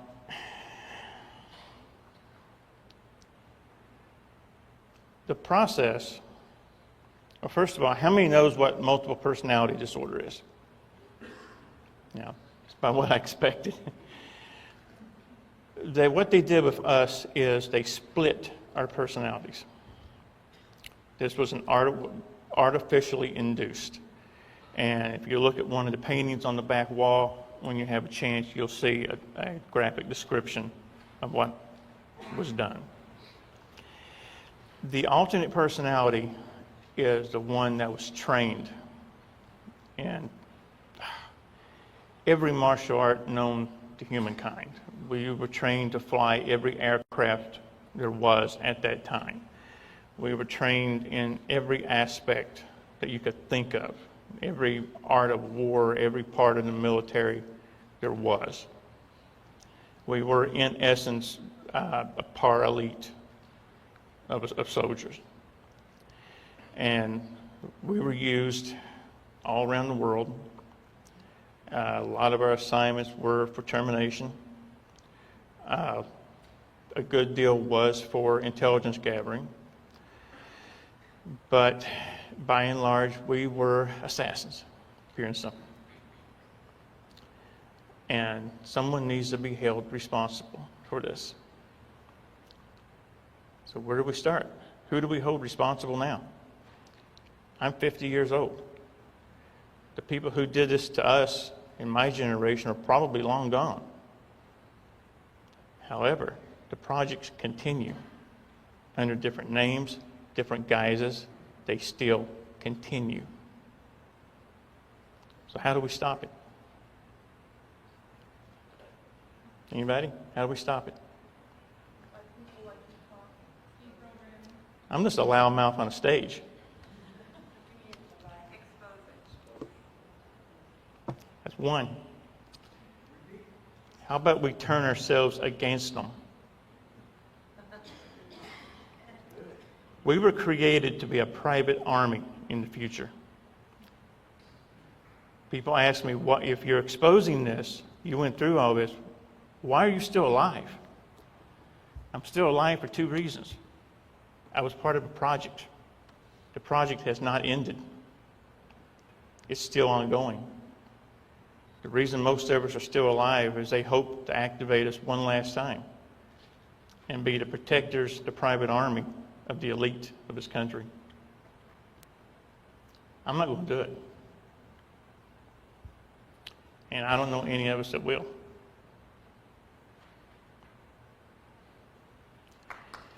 Now,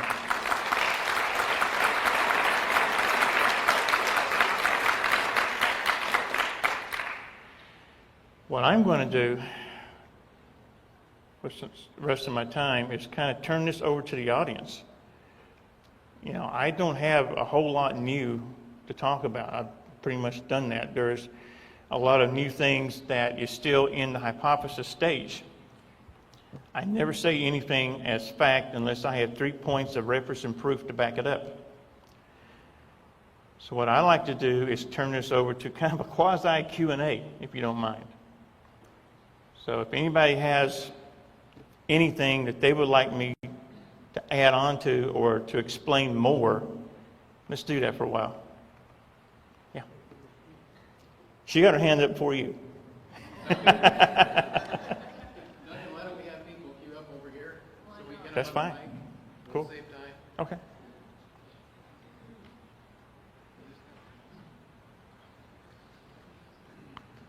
I know with your multiple personality, they have a way of triggering, to change you. Have you found with any of the other people or with yourself any way to be able to stop that?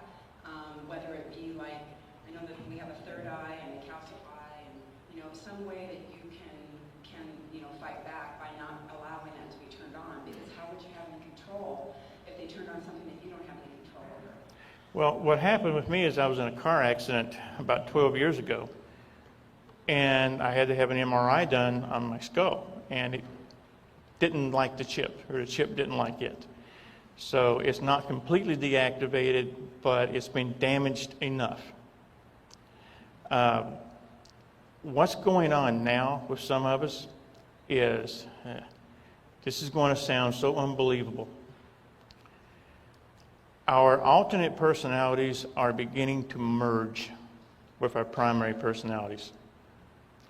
What was once two people are now becoming one.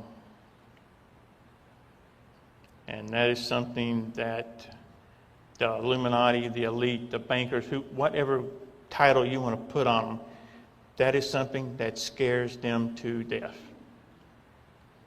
Because the alternate personalities are integrating our memories, our emotions, that they can't have.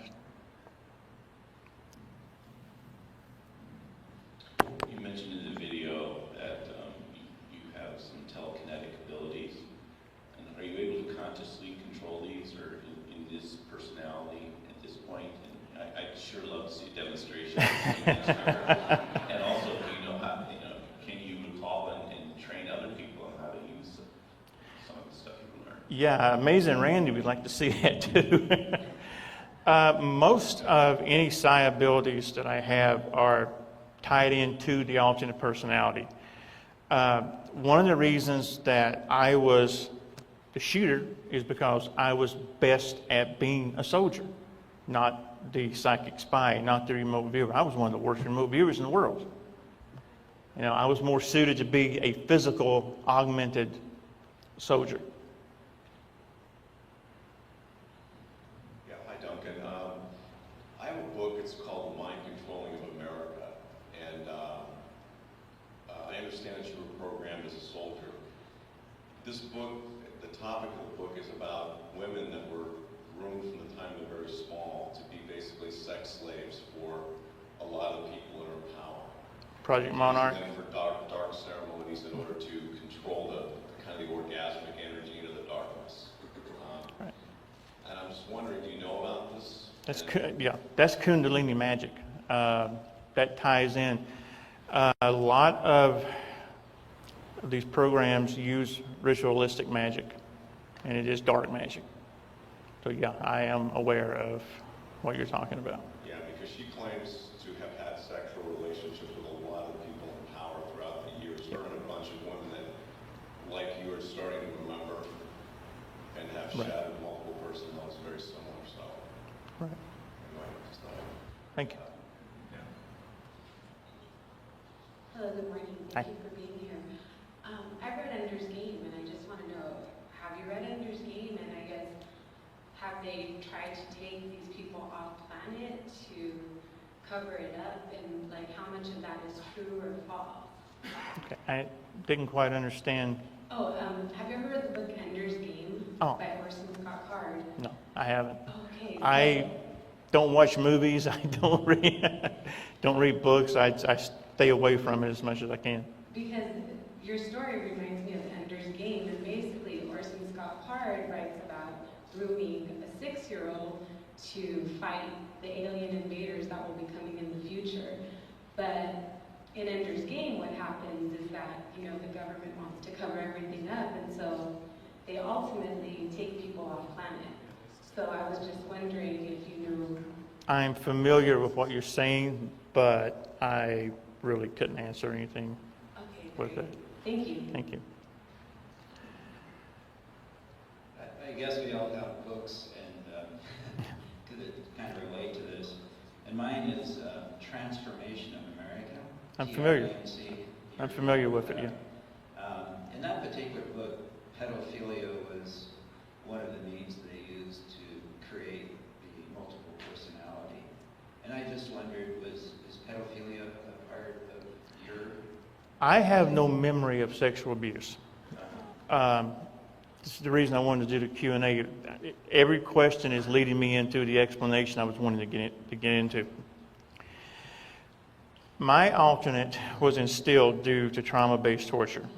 Okay, I was, over a period of time, what a lot of people think when they see the previous interviews is that once I was taken from Kentucky to wherever I went, this was done instantaneous over one day. No, this took place over weeks and months. All right. We started out with being strapped into a wooden chair with the strobe lights, being talked to, slapped around. I learned what waterboarding was by the time I was 7. Okay. Then they would start with the needles under the fingernails. They would do 1, and a few days, maybe a week later, 2. The purpose for this was to increase the pain tolerance. Okay, they wanted us to have a pain tolerance that was unbelievable, so that they could finally get to the point to where they had all 10 fingernails with needles underneath, and then an electric current being put through them.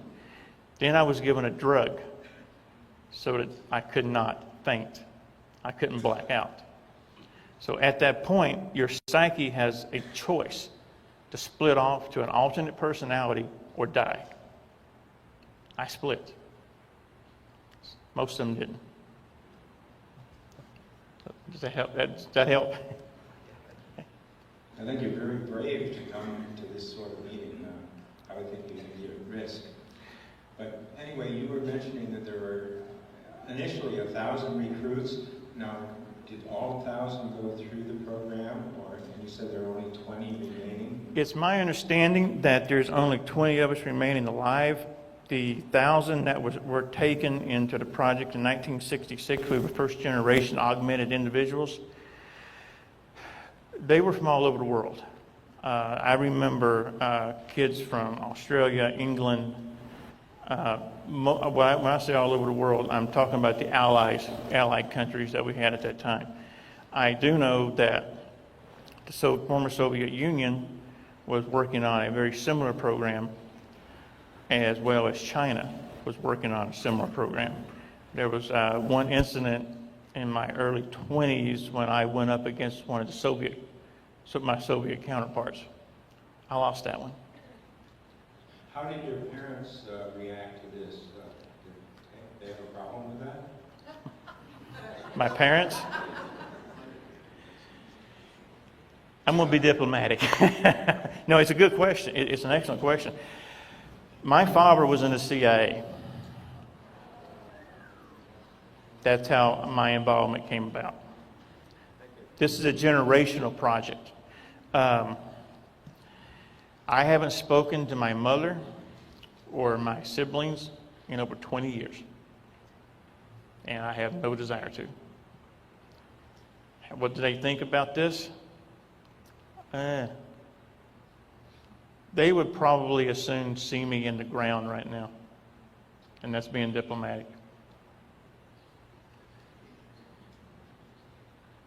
Duncan, I'm very sympathetic with your state, the severe trauma that makes the multiple personality disorder.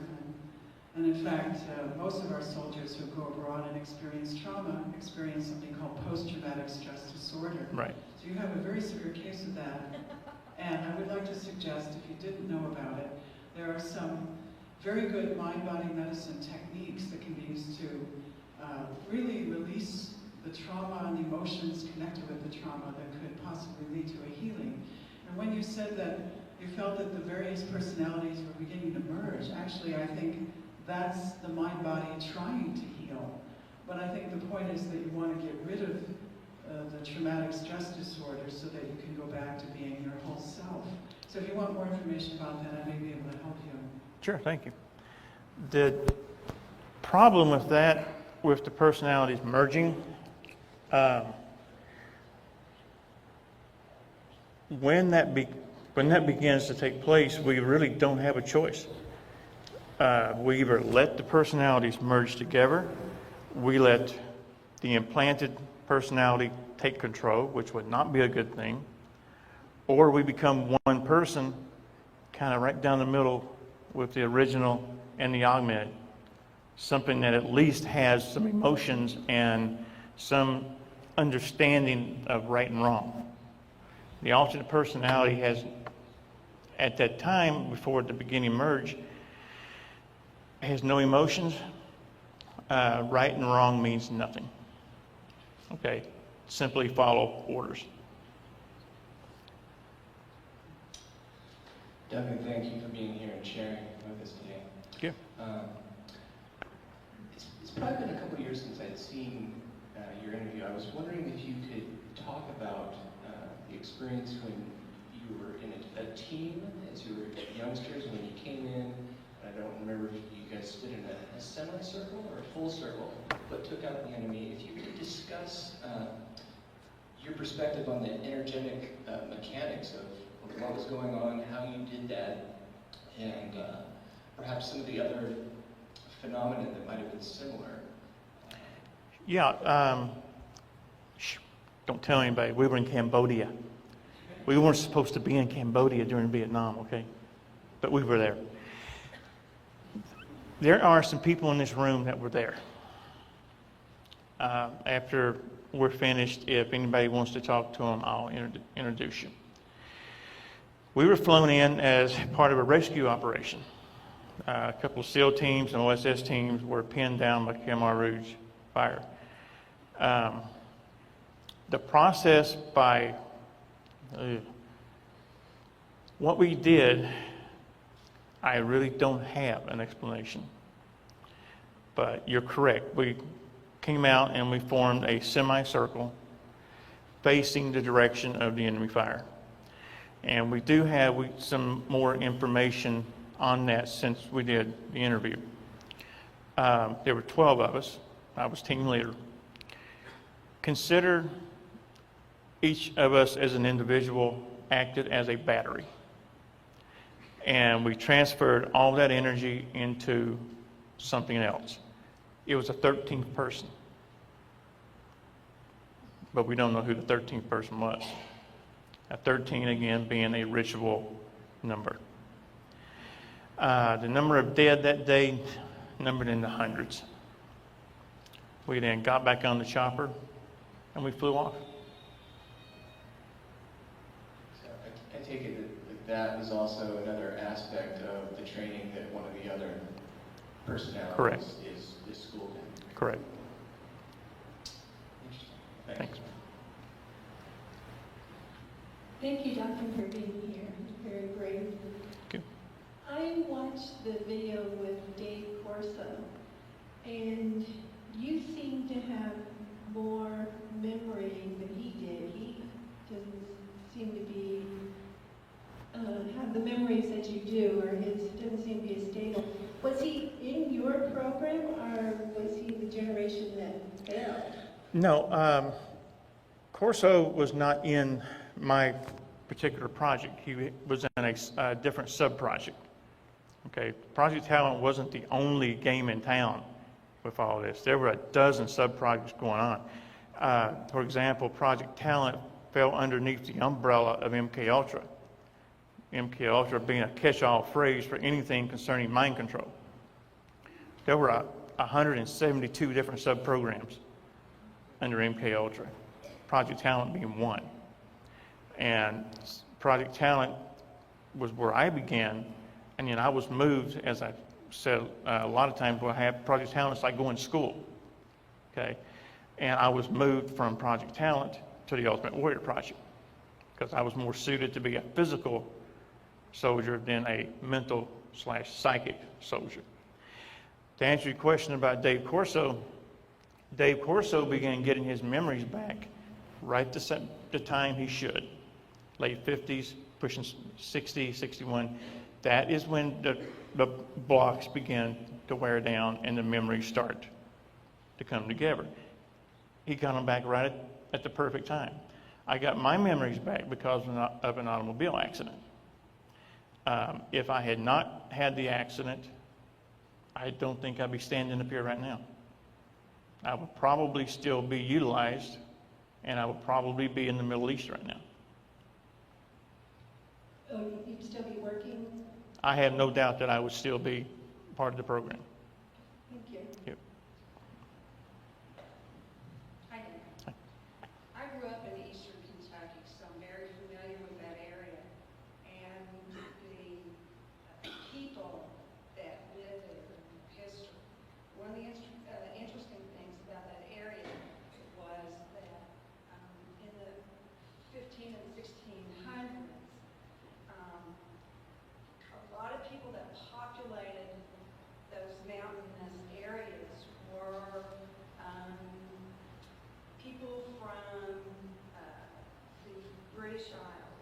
Mm-hmm. And they were, I don't say all, I know some, not every included, were running from the law. So they populated those mountains, and they were very closely knit and still are as a community. And my question to you is, can you talk about, you mentioned that your grandfather was in Druid. Can you talk about that at all and how that has affected you? I had two grandfathers at that time. One's name was Bull. He was a full-blood Cherokee. The other was my father's stepfather. And I grew up more with my father's stepfather than I did the other. What county or what town were you from? Ashland? And you're not old? Okay, I know where you're from. But yeah, you're absolutely right. During that time, the mountains were littered with people that bail bondsmen would have loved to have seen. It probably still are. In all honesty, I have not been back there in 17 years. It's been that long since I've been back. And I seriously doubt if I will ever go back. Okay.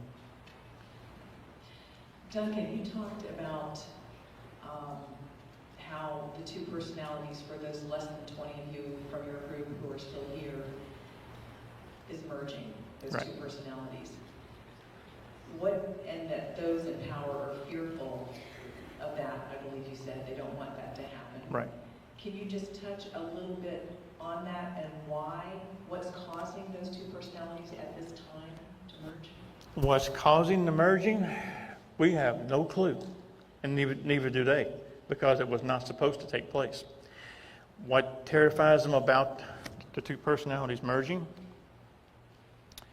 My alternate personality, one of my alternates, I have four. Two of them, we don't know how they got there. Okay. My primary alternate is known as Omega Unit 197. He knows where all the bodies are buried. He has all the knowledge, all the locations, the dates, the places, the bank accounts, etc. Imagine when we finally merge, I'll have that knowledge in this personality. That better terrify them, because I will turn it against them.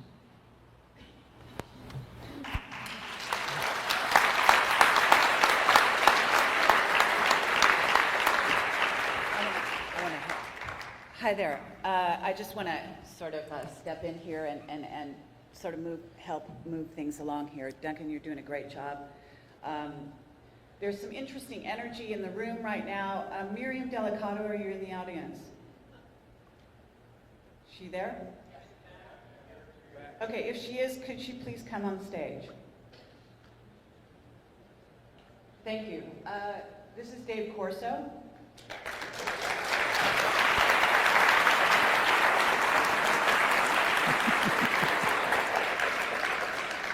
Bill, are you with us? Thank you. Okay. I needed a break for a minute. we're just giving Duncan a little breather here, and I'd like David Corso to say a few words to you. Duncan does have more than one alternate, and he is investigating this very deeply. You have to understand that when somebody does that, breaking down those walls makes them very vulnerable, and if you've seen the recent Terminator movie, it's no lie, okay? So you just follow that character's trajectory in trying to find out what was done to him and watch his emotions, and you'll have some clue as to what's going on here, okay? So if you haven't seen the movie, I encourage you to do so, because it's really to the point. Dave Corso. Thank you.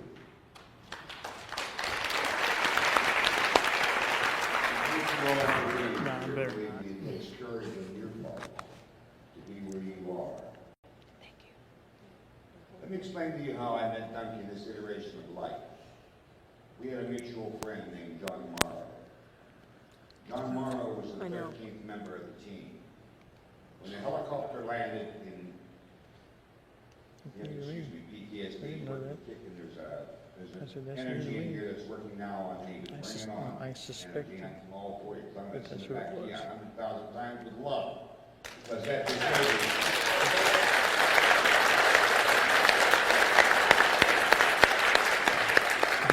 Cambodia. My team was sent to rescue another Special Forces type team. Move over here so we're all. We had problems. Sit down. I called for backup. Well, about 10 minutes later, the CH-47 Chinook lands and these 12 kids get out. What the hell is this? Bullets flying everywhere. There's this little kid with a big afro. A white kid. That one right there. I said, what the hell is this? Before I could ask the question, these kids form a circle, join hands, and there's a thunderclap and a flash of light like I've never seen. I look at the helicopter as my vision comes back, and there's a guy. I said, I don't know who the hell that guy is. I don't know what his uniform is. He was an officer in the Army, I think.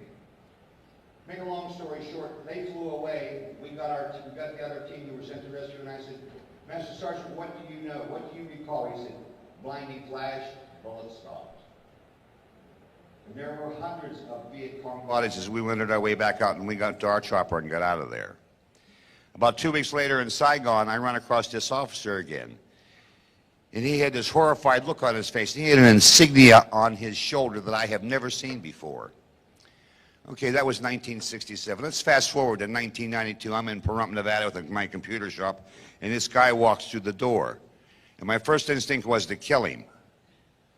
And I said, why do I feel that way? Well, as he introduced himself, his name was John Morrow. As he and I talked, I could sense there was something unusual about this gentleman. Well, John and I got to be good friends, and one day, after I had closed my shop, John was over because I was doing some work on his computer. I said, let me tell you, John, what I first experienced with you. I said, when you first came in my shop, I says, my first instinct was to kill you, and John Morrow's face got ashen white. I said, I know you from Vietnam. I says, when you introduced Duncan and I in this iteration, you were surprised that we knew each other, and you were even more surprised that Sean and I knew each other. I said, you didn't expect that. He said, no. He gave me some more background on Dunk because he was one of Dunk's trainers. John Morrow was a very unassuming gentleman. When you look at him, you think, what a big teddy bear. John loved cats. John loved my dogs. John was my friend. But he was a robot. There's a robot or two in here today. I no longer sense there being a danger. But when I met Dunk, And I'm not telling the story about the yellow snake either. That's a story for another time, but you won't believe it. I didn't. My son, I have a son that's named David Thomas. He has an unusual knack of, he'll ask me what I think are stupid questions till I think about it. My nightmare started in 1983. And my son and I are sitting in a little two-man rubber life raft fishing in Strawberry Lake in California. He looked at me and said, "Daddy, I got a question for you." I said, "What's that?" He says, "What did you do in Vietnam? What did you really do? Because at times, man, you just act really weird." I said, "He's 9 years old. What's he asking me if I did in Vietnam for?" I said, "I think I did this." That night, the nightmare started. Dunk and I have been through iterations of life together, as have Allison and I and Laura and I.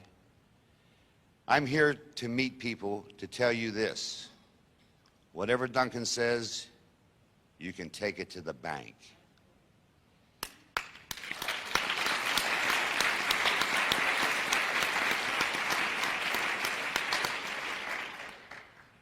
Dunk has other information that I don't know if he's going to share today or not that I'm privy to. He talked about teams of 3. Well, the third member is here today. I'm the anchor, Dunk's the soldier, and we have the outlook. This iteration of outlook. There are more than one. I am so grateful that I live in this country. I had an opportunity to go to work for the Russians after my term was over in the U.S. military. I looked at this guy and I says, "What are you going to give me? Make me a major for 6 months to get my information and kill me?" As I turned to walk away, he was gone. That quick. Happened on a street in Oakland, California. You all have good hearts and souls, but I've seen one thing, because my talent is taking a mosaic and making a picture. A lot of you have a lot of the pieces. We need to sit down as a group and not design a camel, which is a horse designed by committee, but sit as a group, bring out one truth. The truth stands by itself. And what is the truth? Well, it's something that's politically acceptable today that may not be politically acceptable tomorrow. Or the truth is this: relaying an event or situation exactly as it is without taking to or adding from that event to make someone right or somebody wrong. Believe me, I know that's true. People say I'm crazy. Oh, I'm not crazy. It just happens you're not in my normal realm.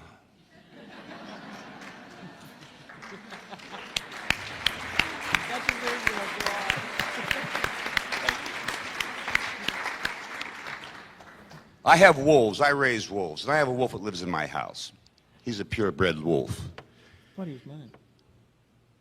You can dream on all you want. I have a wolf named Herc. And Dunk and I made a 300-mile trip? 4. It was about a 400-mile trip one way. I took Herc with me because I felt so inspired. Now, this wolf was what, 4 months old? Mm-hmm. He was 4 months old. He got in the car and just like it was normal. 150 miles down the road, he stands up and looks at Duncan, looks at me, and I said, "I think we better stop."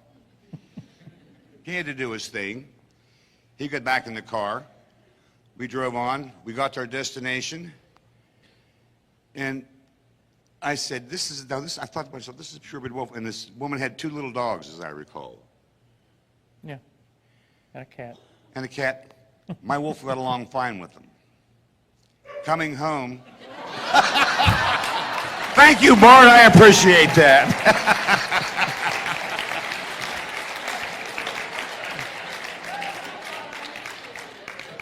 You had to do it, didn't you?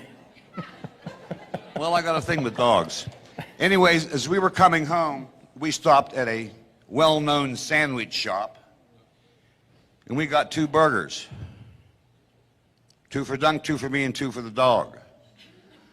You know what? My dog wouldn't eat them.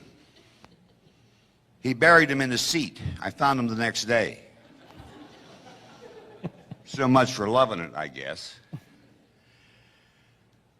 But I have had some amazing adventures with Dunk.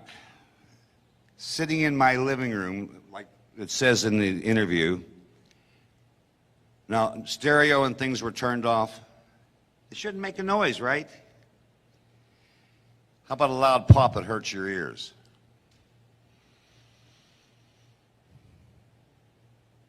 Have you ever experienced that? Electronics go pop?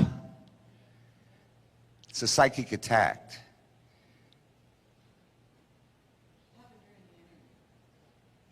You were there, you should know. Either your twin sister was there. I have a lot of fun with life. Things seem to be clear in here now, and if they're not, bring it on. Entity, I'm ready for you. That's right. Let's take a couple of the other questions here, and you got two people. You can ask either one. Duncan has actually got a mic on him. Duncan, say a few words so we can make sure it's working. Does it work? Yeah. Okay. Great. Okay, hi. I'm just wondering, if we were to look at X-ray photographs of your arm, your shoulder, and your head, do we see anything interesting in those? You would see metallic objects. I have X-rays and photographs of the implant in my left hand, the cranial implant. I don't have one of the shoulder because I can't seem to get my HMO to pay for it. Do you think you could release those online for us? Pardon? Could you release those photographs online for us? They are. They are? They are. Are they on your website? They're on my website, yeah. Thanks. DuncanO'Fannin.com. If you could say that website one more time.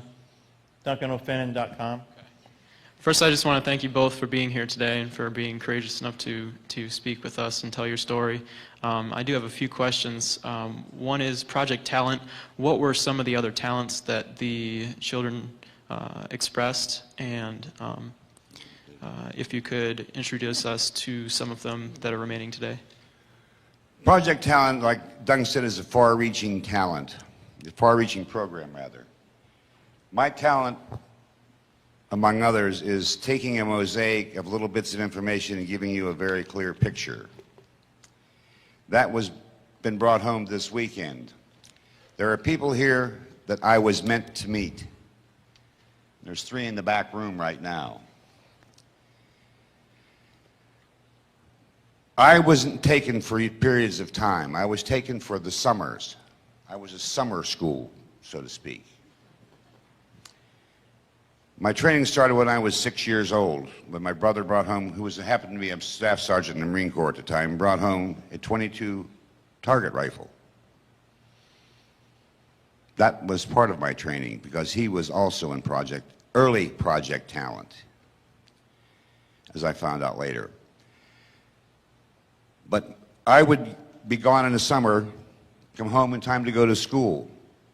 And I had all these memories of being with my Uncle Ed, who was a peddler, great con man. I asked my mother one time before she died, I said, "Mom, I got a question for you." And she said, "What?" I said, "I have these memories of being with my Uncle Ed in the summertime, going out on the road." She says, "You were never with your Uncle Ed." I said, "Then what did I do?" She said, "When you get older, you'll figure it out." And Mother gave me that smile that says, "You've asked enough questions." Mother, God rest her soul, went home in 1993. Before she went, she showed me a journal she had kept at the time I was in the service. Every time I got hurt, every time something significant happened on a mission, she wrote down where I was, what I was doing, and where I got hurt or what the event was. I said, "How did you know this?" She says, "I am your psychic anchor." I said, "I didn't know that." She said, "There's lots you don't know yet." And my mother, God rest her, was an angel. Boy, could she be a holy terror. Now, I'm different than Dunk. I don't have any Native American blood in me that I know of. However, I say I'm Sicilian, that's because my mother was Scotch-Irish. My father was purebred Sicilian, and I was raised by my grandparents. And it's interesting to know that when I was talking to the third member of our team. Friday morning, I'm laying in bed at my niece's before I come over here at 4:30 in the morning, and I said, "Hey, Allie, it's 4:30. Sent a message to him, but he never gets it. I asked Allie, I says, "What happened at 4:30 this morning?" She said, "I woke up out of a sound sleep and sat up and said, 'What's this?'" Psychic abilities are alive and well. I'm just finding out what mine are. I never thought to even question myself about it. But last night we were sitting in the cafe. Allie and I looked at each other at the same time, and somebody was there. Somebody was there. There was a psychic vampire, was the second thing we noticed. Robots don't know they're being used. They don't know what training they've had. They have no knowledge, no memory. So we can't hold it against them personally.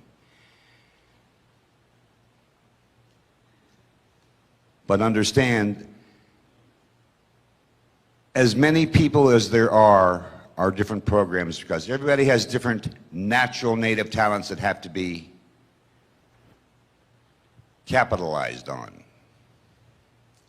And I hope I've answered your question. Yes, you did. I have two more, actually. Go ahead. And you almost actually leaded into them. The second question is, how can we locate, communicate with the members of the subsequent programs, the next generations that they were talking about, and help them to understand what's going on with them? I don't think you want to. We are the way we are without explanation. We don't have one. As I said earlier, we were never supposed to retrieve our memories, at least not at this age. I helped Dave get his back. I got mine back due to an automobile accident. So I woke up early. The generation of people that are in this project today, which would be the fourth generation, geez, that is a very scary thought, to try to locate one of these guys and communicate and try to reason with that person if they're in an altar. We have some information about the fourth generation that I think, in the context of what you've told us, we should maybe say a few words about. These soldiers are not human. They can sit in a doctor's surgery and pass the tests, and the doctor would not know if it was not an invasive test. Blood pressure, reading, EEG, ECG, they'd pass the test. They'd be a healthy, strong-looking, quite large, muscular-looking man. The person who told us this once had a company, had a corporation, and the name of that corporation was Cyberdyne. Anyone seen the Terminator movies? Okay. This is a reference to what we heard yesterday about how the reality merges into the Hollywood movie industry as a way of, I believe, primarily as a way of disguising the truth, because when somebody says, hey, you know, these stargates are real, then they get laughed at because it was just something that came out of a movie script. This is how they hide things like that. Cyberdyne is one of those examples. The person who told us this, we pushed quite a lot. We had quite an interesting conversation about it, and we were given to understand that one of the functions, one of the many functions of these soldiers, for lack of a better word, of course they can go into space without any problem at all. They don't need to breathe. And the numbers of these soldiers, we were told, was something in the region of 15,000. They've never been deployed in combat, we were told, because then their existence would be revealed. But whoever the enemy is, and we're not sure in this context, they are given to believe that they exist, but they've never been used. Now, That's pretty much all I know. I'd like to ask Dave and Duncan here whether this fits with what you believe you understand. This is a conversation we haven't had. It of necessity has to fit. I mean, Bill gave an analogy with airplanes on the generations. Let's take a better look. Let's take a look at computers. 1962, when I was first introduced to computers, I'd almost fill this room. Yet I have one sitting on my desk. Well, I have 6 computers in my network at home. I happen to like to play with computers. That is just, like the computer is 3 years old. It has more computing power than the first 5 computers they built that were the size of this room. Now it used to be every 2 years, then it was every 18 months. Now it's every year. They double the capacity and abilities of microprocessor chips. Microprocessor chips about the size of a $50. Used to be they had one computer chip system inside here. Then there was 2. Now there's 4. Same size chip. So his analogy that he wants is, what's the 4th generation like? They're probably in 5th or 6th generation by now. That to me is absolutely terrifying. And I'm scared of damn few things in this world. And we're not talking about the yellow snake either. All right, I'll confess, I hate snakes. Let me do something.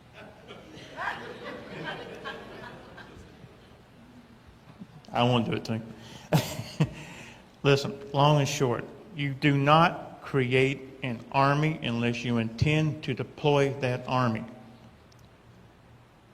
This 4th generation super soldier, warrior soldier, whatever you want to call it, are some bad people. I couldn't stop one. I was the best we had at my generation. I cannot stop one. The possibility is very, very real. They will be turned loose on the American populace. What do you want to do about it? I want to stop it. If they turn this 4th generation loose on us, we're toast. And they will try to reactivate each and every one of us from 1st, 2nd, and 3rd generation to join with them. If we don't expose them now and try to at least put up a blockade, we will not have a chance.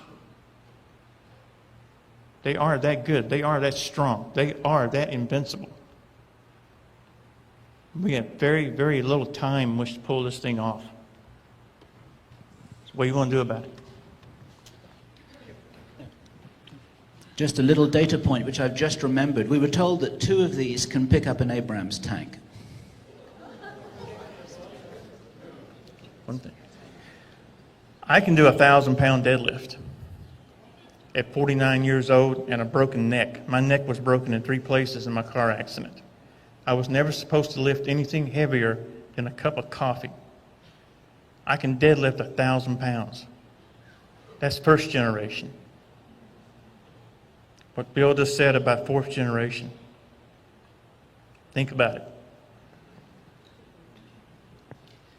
I just want to add that it's not, we have been told, okay, can't say where our source came from, but that Duncan's quite right, that the American people, for one, our target, could be the targets of some of this army at some point, okay, in the future. And we were also told that a war is anticipated, if you will. 1, with China, and 2, with visiting races off planet. Okay? And that these beings that are being created actually have the capacity to handle that situation.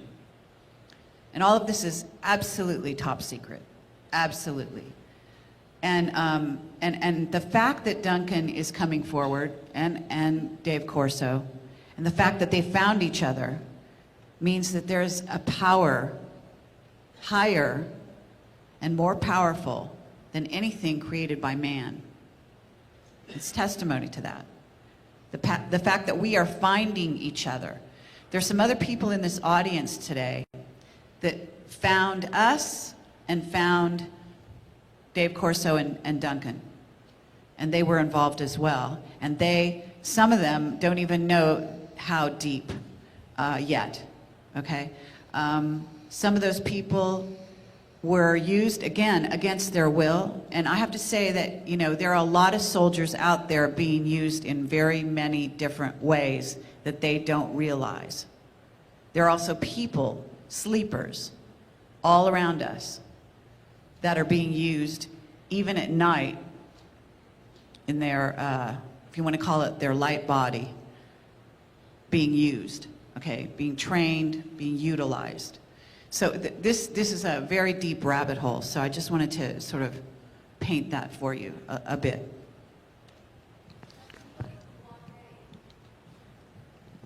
Say that again? Blockade. Blockade. Oh, no, I said throw up a block to try, like playing football, to try to put a block up so that they can't get to you. Information. We need as many people to come forward as possible. We need you. Anything an individual can do, even if it's as little as mentioning what's talked about here on a radio program, even if, be a call-in, even as much as writing your congressman. I know that's a waste of time, but you can flood their offices. I know I've written the president, okay? I get fan letters. Whatever you can do, because people, this is a war. Make no mistake about it, and we are going to be fighting an enemy that you cannot imagine. Okay? So we need help. We need your help. Over here.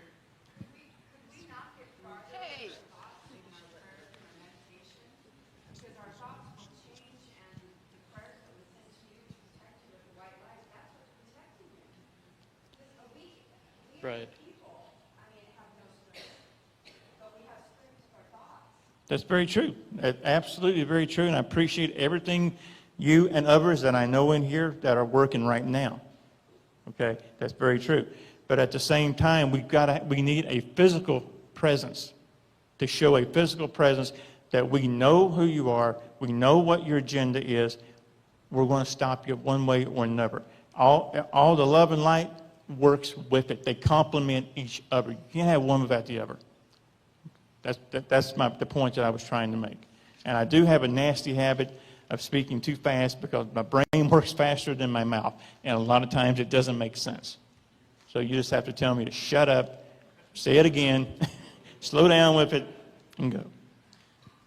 It's my last question, and after I'll just offer one possible solution.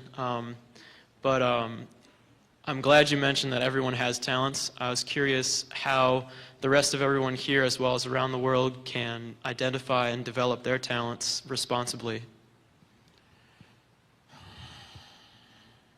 It's genuinely widely accepted that everyone has a certain degree of psi abilities, that we're born with that. If you're asking me how would you go about strengthening or enhancing that, first of all, stay away from anything that says project on the beginning of it. No problem.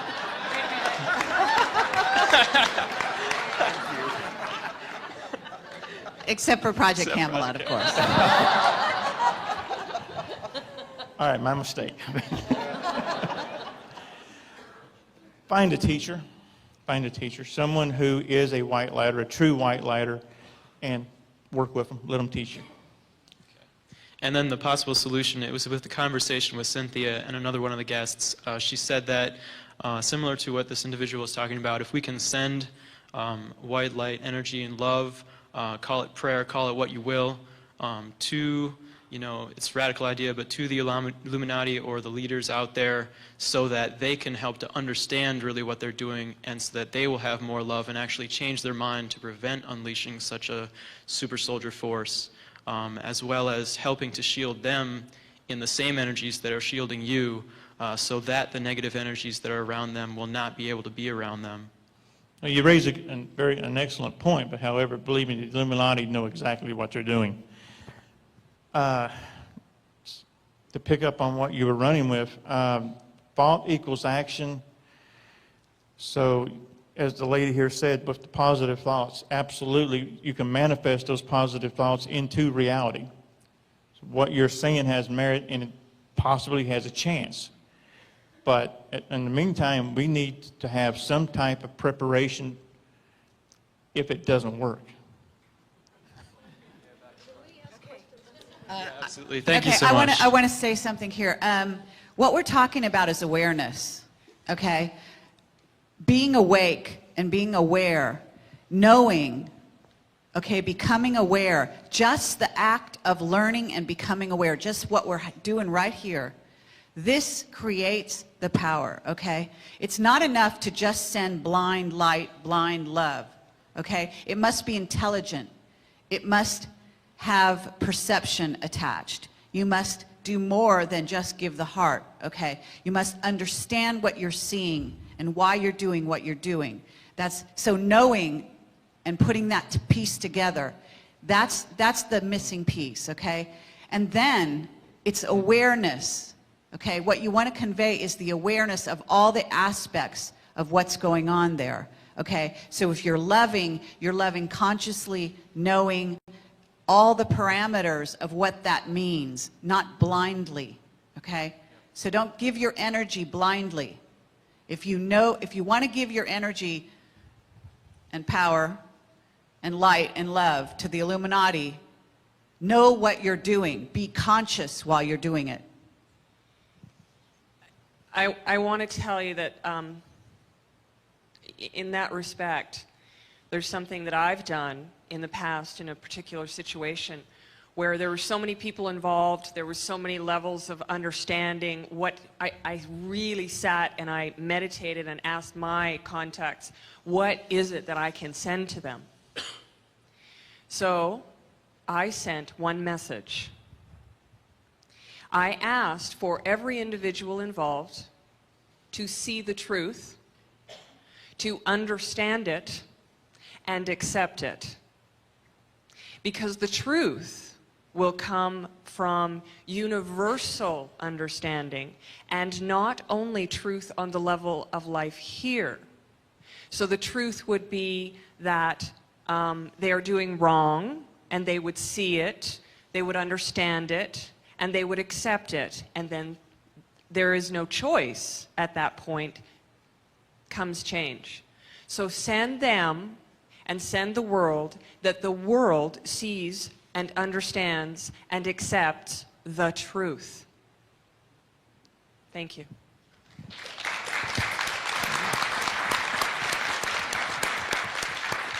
So awareness is its best defense. That's your defense, okay? Total awareness. That means when the earth and all of humanity is an awake being, one awake being, then nothing can stop you. Okay? Good morning, gentlemen. Thanks for being here. Have either of you tried hypnosis to fill in some of the blanks or merge the personalities? I know it's probably a silly question. You probably... Oh, no, it's not a silly question at all. It's a logical assumption that we had done that. And to answer your question, yeah, I did once. I tried to kill the therapist.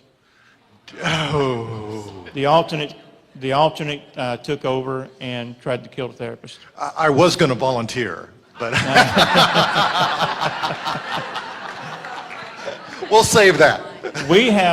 This is an idea that some of us have actually bounced around for a couple of years, is if we can find a therapist who's willing to do this. I would have to be chained to where I couldn't move.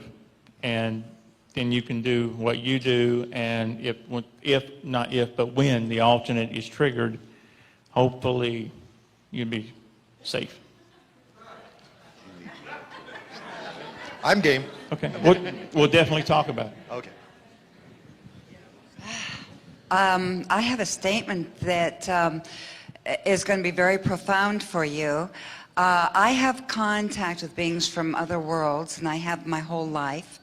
I have been, the government has tried to kill me because I am a product of a hybrid program they created. But recently, when I was in Laughlin, I was very blessed to meet a man who has been taken out of his bed against his will, forced on these ships and trained, and this includes his family, trained to use alien technology to kill. And Barbara Lamb, as some of you know, did not know how to respond other than, did you try using love and light on these beings to stop them? And the gentleman said, there is no amount of love and light to stop them. And he was brought to me, and I said to him, if love and light and all these religious different things people say, send the power of the Christ energy to them, doesn't work, perhaps they are of the light. And all of a sudden I was downloaded with information that just blew me away. And I found out there is a number of thousands upon thousands of Syrian warriors of light that are on this planet now that have the ability, with the alien technology,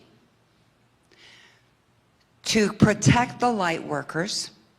Not only to protect them, they will kill them if they have to, and they are designed to go up against the superhumans. And you would not believe what they are doing. I have been shown the stargates, as I know you guys know about the stargates. What's going to happen on the stargates, you know about that. I'm not touching that one. Okay, all right. I do know about the Stargate. Okay, well, I've been shown what's going to happen in the future. But I have to tell you, you have to trust in the Syrian warriors of light. They are here for a purpose.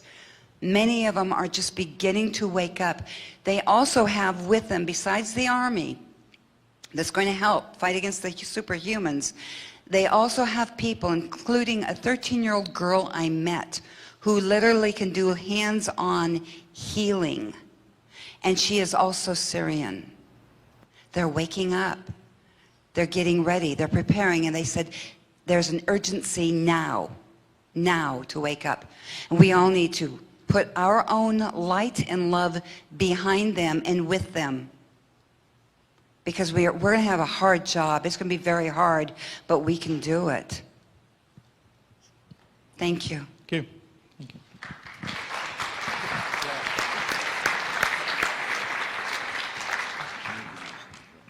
Hi, thank you for being here. My question, you mentioned yesterday on the panel one of the positive things that you were doing to kind of just for the next year. You had mentioned music, but you had just mentioned that you don't watch television or anything like that, or movies. So, and I understand that your training was probably trauma-based, but there is music triggers as well. So I'm just curious as to, is there any music that you can't, or if anything has happened, if you have listened to any music? What I was doing yesterday was using, I think what I said about if the government controls alien ET disclosure, we're not going to like the music at that party. Got it. I was just using that as a Metaphor. comic reference. But to answer your question fully, no, I watch very little TV. As far as music goes, I stick with classical. I like Celtic music. That's about it. Okay. Yeah, true. Thank you. Duncan, in light of the purpose and the whole way that Camelot works, which is to expose and to be protected by exposure of truth. Have you guys thought about doing everything you could to get actual memories with dates, times, who was killed, where they were killed, and a list of it that would fully expose the program and could have a, That, in some respects, definitely would definitely help to expose, but it wouldn't entirely expose. What we have been doing is basically putting a call out for anyone who is involved in these projects to get in touch with us. And that, as I have made reference to with people over this weekend, my group. That's my group. We're all past unwilling participants in one project or another with this. So we're trying to come together, and by coming together and talking and putting all this together, that's how we're getting the dates, the places, and everything combined. What a lot of people have to understand is that they may remember an event at one time. I'll remember the exact same event with a different date. Then we'll have someone else who was also part of this exact same event, but they remember it at an entirely different date. And that is done because when the memory is repressed into the alternate personality, you're told it happened at this date. but if you could check it against the actual record. That's what we do. That's why I said earlier, I don't talk about anything as fact unless I have 3 points of reference in fact. I do the same thing. Well, it seems to me people coming up and saying I was this part of the program without being able to show what was actually done will bring people more into the awareness for this exposure. I have a question for you. What's your memory of what happened 2 hours ago? What's your memory of what happened 2 hours ago? It's very good. Are you sure? Yeah. It's different than mine is. Yeah. But does that make yours any the less true? There is a physical... Does it make your memory of what happened 2 hours ago any less true than what mine is? Yes or no? I'm not talking about our memories. I'm talking about checking it against physical universe facts. I'm going to give you an example here if you'll just bear with me. Yes or no? Does it change your perception of what happened 2 hours ago? Yes or no? I actually wouldn't judge my perception that way. I would judge it by checking You it have against... not answered my question. All right. The question is this. What happened 2 hours ago in your perception of what the world is and my perception of what the world is, are they the same? No, they're not. Does that make, by your admission, does that make yours any the less valid? It doesn't make either one valid or invalid to me. Thank you. You have answered your question. The fact is that basically what happens, it also a lot depends on the age of the individual when the memory comes back.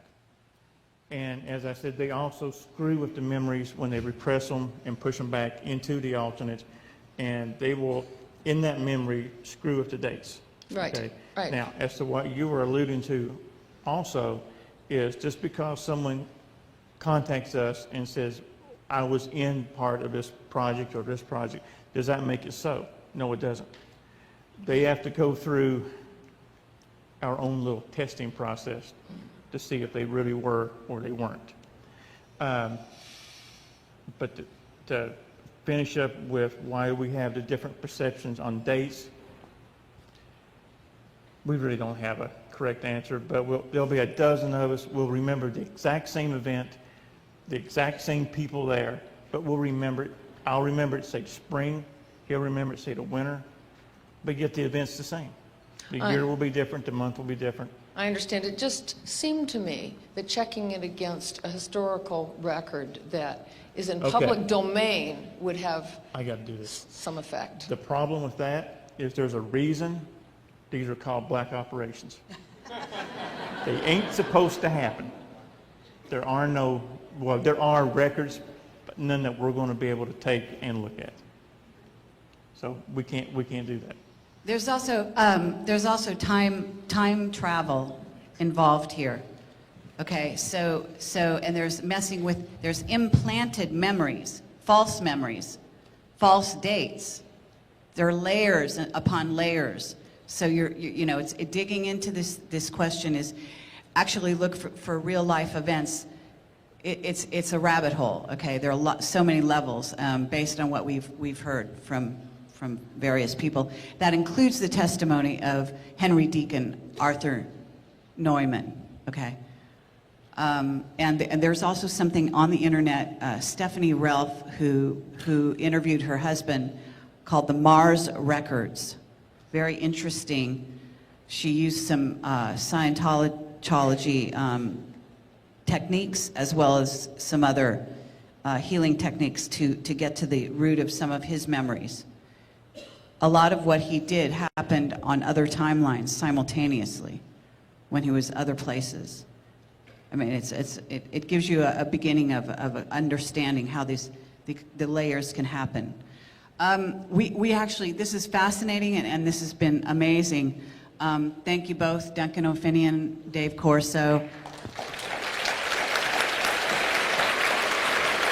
And yes, absolutely.